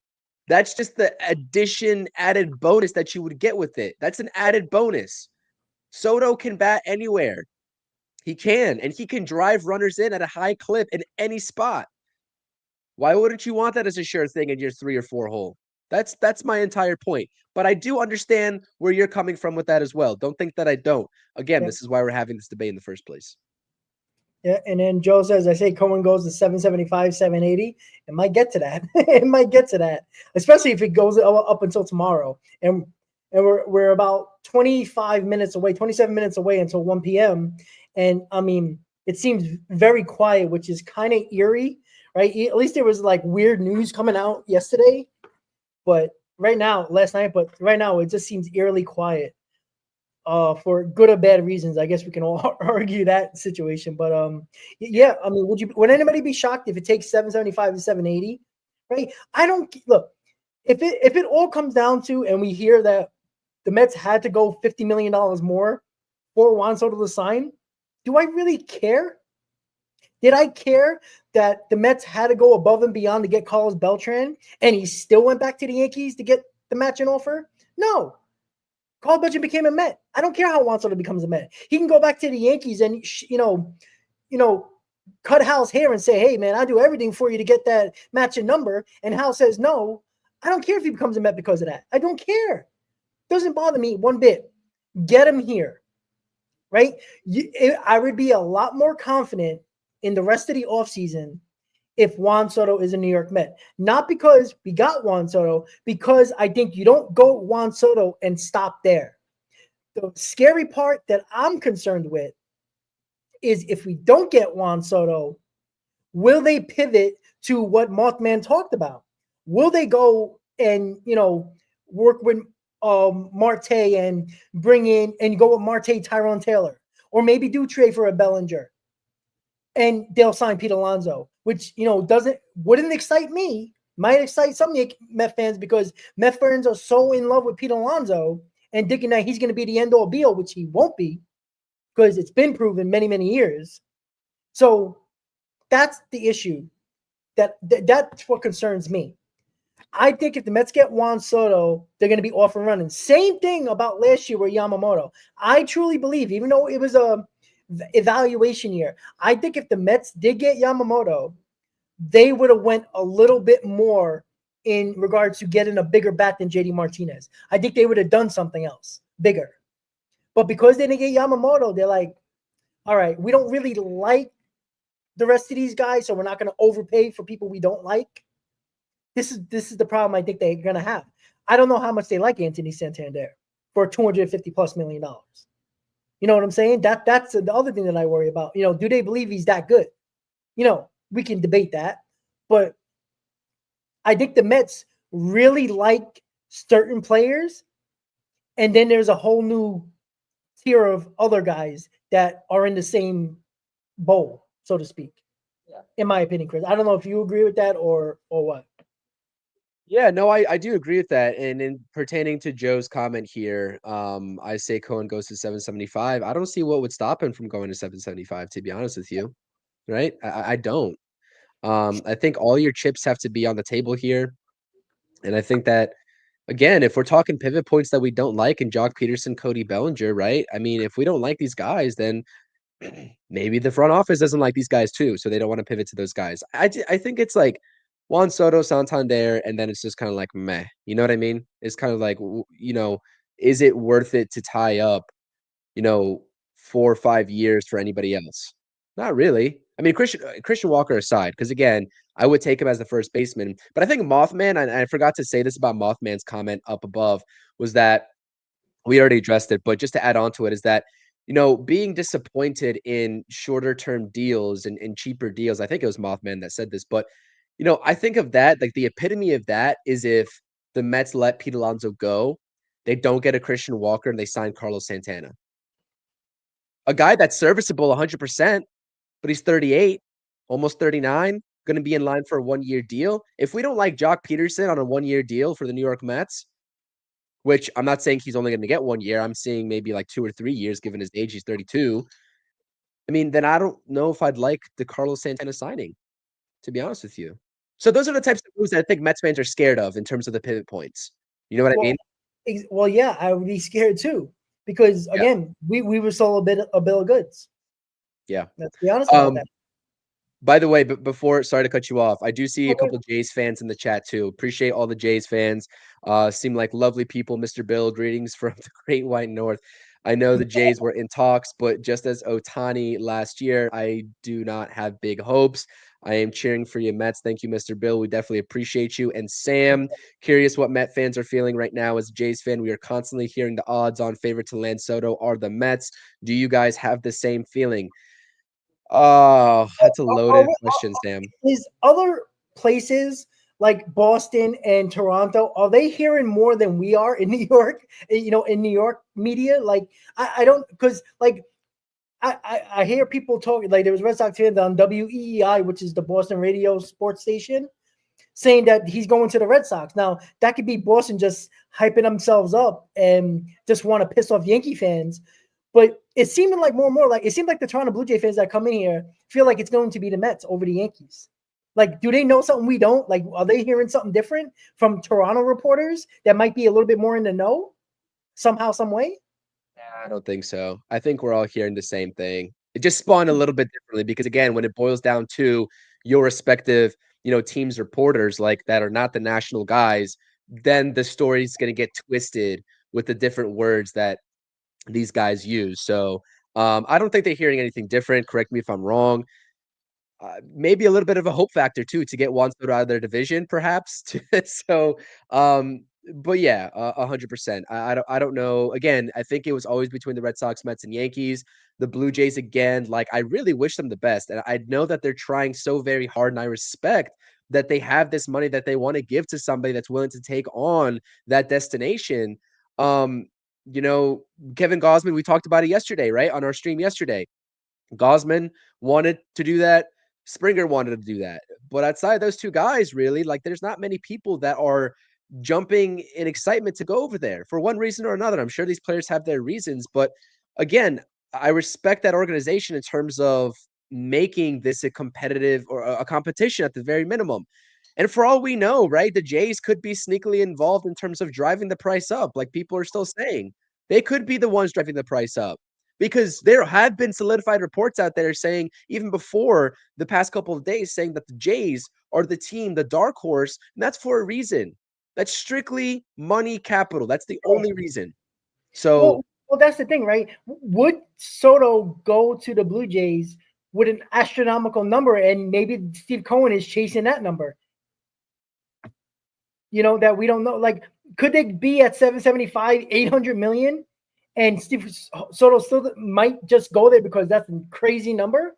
And Steve Cohen was like, "Damn, I got to get closer to this." Like, I know we still believe that Cohen's still the biggest offer, but what if the Blue Jays are offering a crazy number and it's only out there from the teams? And like, I don't know why the Blue Jays would try to hide that. I mean, wouldn't you want to gloat over that?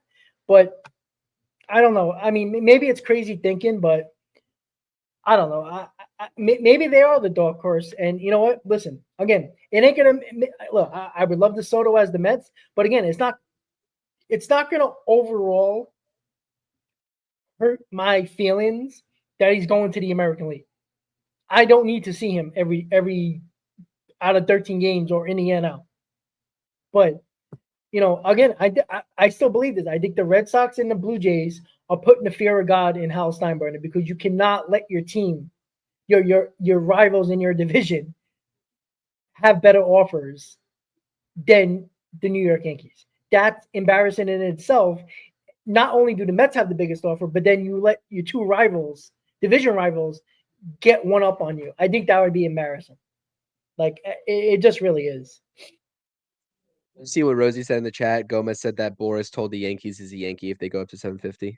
I don't know. Yeah, I saw that too. But then I heard there's another one, Chris Monty. I know he has a lot of followers. Again, who cares about that? But I mean, he says, I'm not sure if he's valid, but source: Mets camp extremely comfortable. Lindor and Soto spoke very late last night or early this morning. Beltran has dialogue directly with Soto's manager, while Cohen has handled negotiations. Stern's overseeing all, as you could imagine. Like it's just like I mean. Yeah, I don't know if this guy's valid. This guy's also dissing the New York Knicks here, so he's lost my respect. Anyways, dude, we've talked about, dude, listen, I mean, this team is playing soon too up here, and I'm dreading watching football. So this is a lot more fun, even though it's exhausting than watching the New York Giants play football. Like honestly, we're all going to be so excited he makes the decision. We're just going to take a deep breath, man. Like it's like with the meetings didn't even kick off, and it's exhausting. It really is. Like we didn't get barely any sleep. We were up to the crack of dawn, basically making sure nothing was going to happen. I do believe once it hit midnight West Coast, and I think my cat's going to jump on my dresser, and that's going to be a problem. I think you can see his face over there, trying to hide, trying to make sure look at me so he can jump on the freaking thing and destroy everything. Sorry, because if he jumps, man, everything's coming abruptly. All right, he just ran out. He would destroy everything. It would be a loud noise. I promise you that, because he did that last night. All right, I'm sorry, but you know he wants to be a part of the stream. What can I say? McLovin podcast also with the super chat. Yeah, have it be a part of the stream. We need this. We need this entertainment factor here going on 3 hours. Pass on Pete and get Vladdy. Build a future powerhouse with two 26-year-old players who would love to play together for the next 12 years. Very ideal.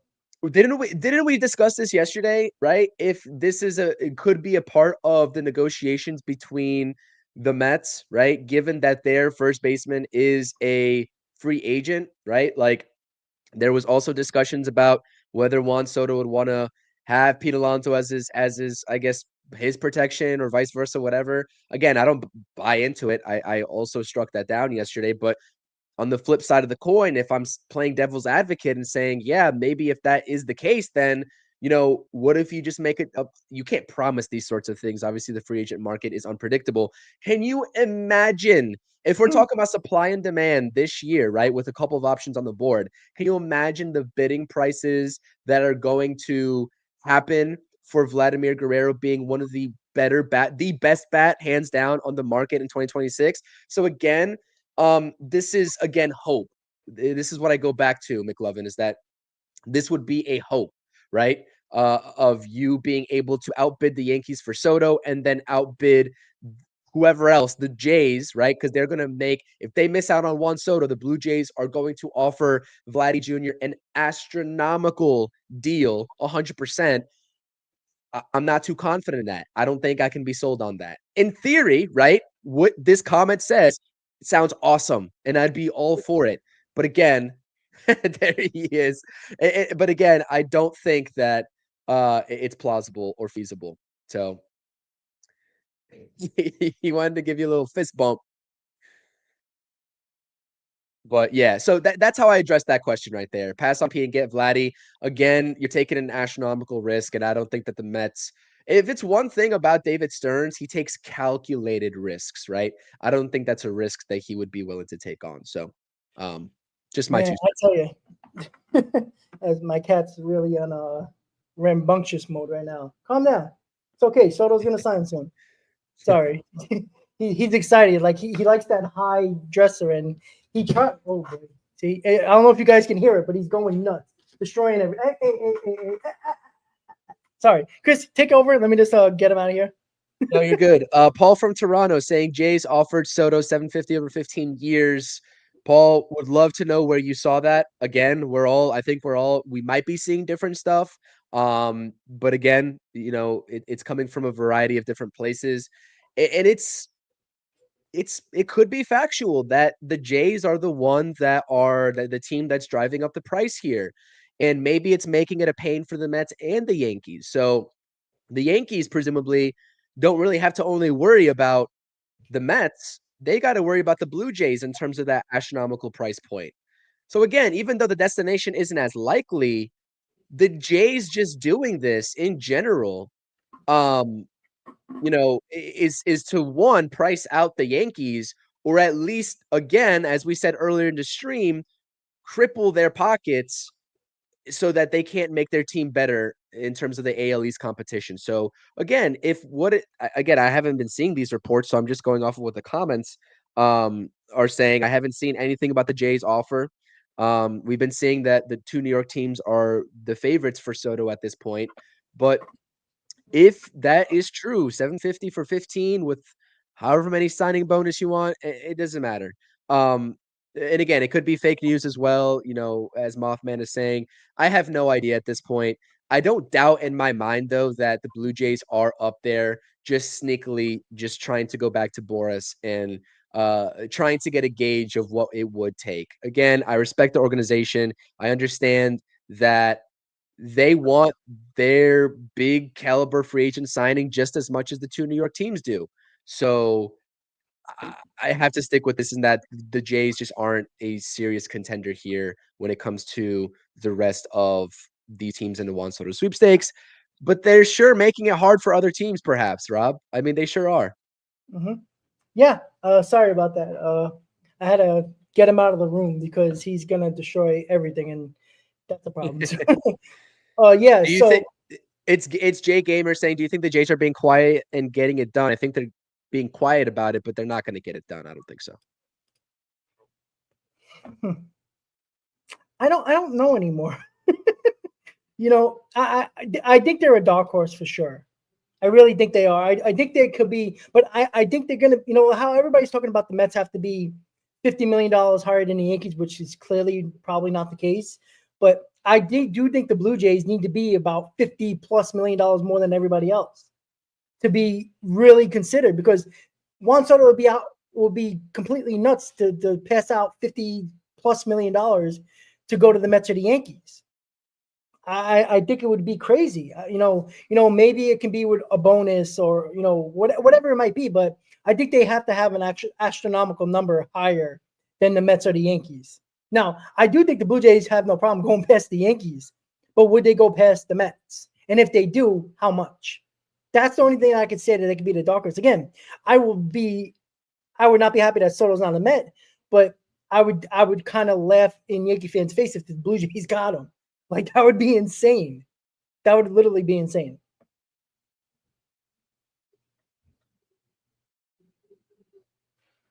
Chris, you're on mute. Sorry. I was on mute. I'm losing my damn mind over here. Me too. Keely is saying in the chat, Jays fans, we aren't getting him. Toronto media does this in every sport. So that's their aspect of things as well. So, yeah, lots of speculation. Again, we appreciate you being here with myself and Rob. Check out our channels. We got a lot more content on the way. It's going to be interesting because we are going to go live later tonight, and we're going to be on Soto Watch, but we'll also have presumably some stuff to talk about if more reports come out. Again, we are one day away from the MLB winter meetings officially starting, so things should get a lot more exciting no matter what, because I do think, again, the pitching is independent of Juan Soto. So we've already seen that with the Mets and Montas and and Clay Holmes. We've seen that with the Dodgers and Blake Snell. So I really do think that pitchers, at the very minimum, regardless of this Juan Soto signing happening today or tomorrow, we will at least see some deals happening as soon as either tonight or tomorrow. Bullpen guys, we haven't even mentioned bullpen targets, right? We haven't even mentioned that outside of Clay Holmes potentially being able to do both. We've got a lot to talk about in terms of the bullpen. We got you guys covered. So it's 12:51 right now. I'm not really I think there's we'll much probably else end to be it said, here. really. Yeah, I think we're gonna just end it here so we can get everybody. If you want to just go into that football stage in a few minutes, we'll make you do that. I know, we're wall to wall Soto right now, but what time do you think is a good time for hot stove? Like around right after the 4:00 games, sometime around there. Yeah, we could start up around like 4:35, whenever around that range. Yeah, I'm good for that. All right. So we can do we'll do 5:30. Does that sound good? Works. All right, Perfect. so we'll do a 5:30 hot stove. Anywhere in between from now and then, if Soto signs, the hot stove is only going to be an hour, right? We do it like an hour and a half show. It ain't going to be much more than that. So, we Unless have Soto signs tonight, then we will be back on for the live. Yeah, exactly. So there's going to be a hot stove at 5:30. Anywhere in between before the hot stove and after the hot stove, we're going to be on high alert, obviously.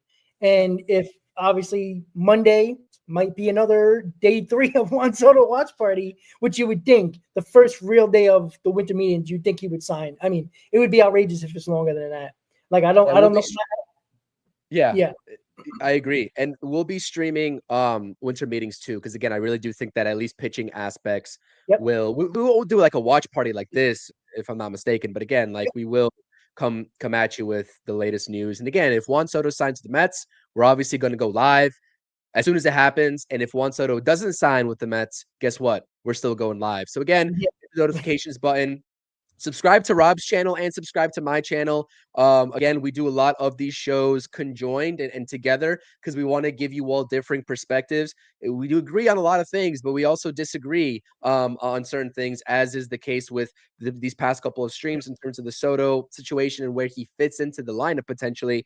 But yeah, hopefully you're enjoying the content. Smash those thumbs up buttons, please. And check out all the other content. I got a Roki Sasaki video out. I posted it this morning. That's in the description of my video right now, streaming right now. But it's on the channel. Subscribe, all that fun stuff. Appreciate you. And again, barring anything else, enjoy football. Try to take your mind off Soto, but I know that everyone's going to be refreshing their feeds. But above anything else, we appreciate everybody in the chat. Like, we appreciate your support. We appreciate the perspectives. We try to read as many chats as possible. We appreciate the super chats, whether you're a Jays fan, whether you're a respectful Yankees fan or a Red Sox fan, right? Dodgers fans, right? We appreciate the differences in opinions and perspectives. So that's all I wanted to say. Let's go Mets. There you go, guys. Enjoy football. We'll be on high alert. Turn on the notifications because if Juan Soto signs, we are going live. Mets or not, we are going live. Have a good rest of your day. Enjoy the football games, guys. Day 2 of Juan Soto Watch Party is now in the books, but it's not over yet. Where does he sign? We shall see. Hopefully today or tomorrow, but hopefully today on a Sunday. Have a good day, guys. Enjoy football, and let's go Mets. See you later, guys. Go Mets.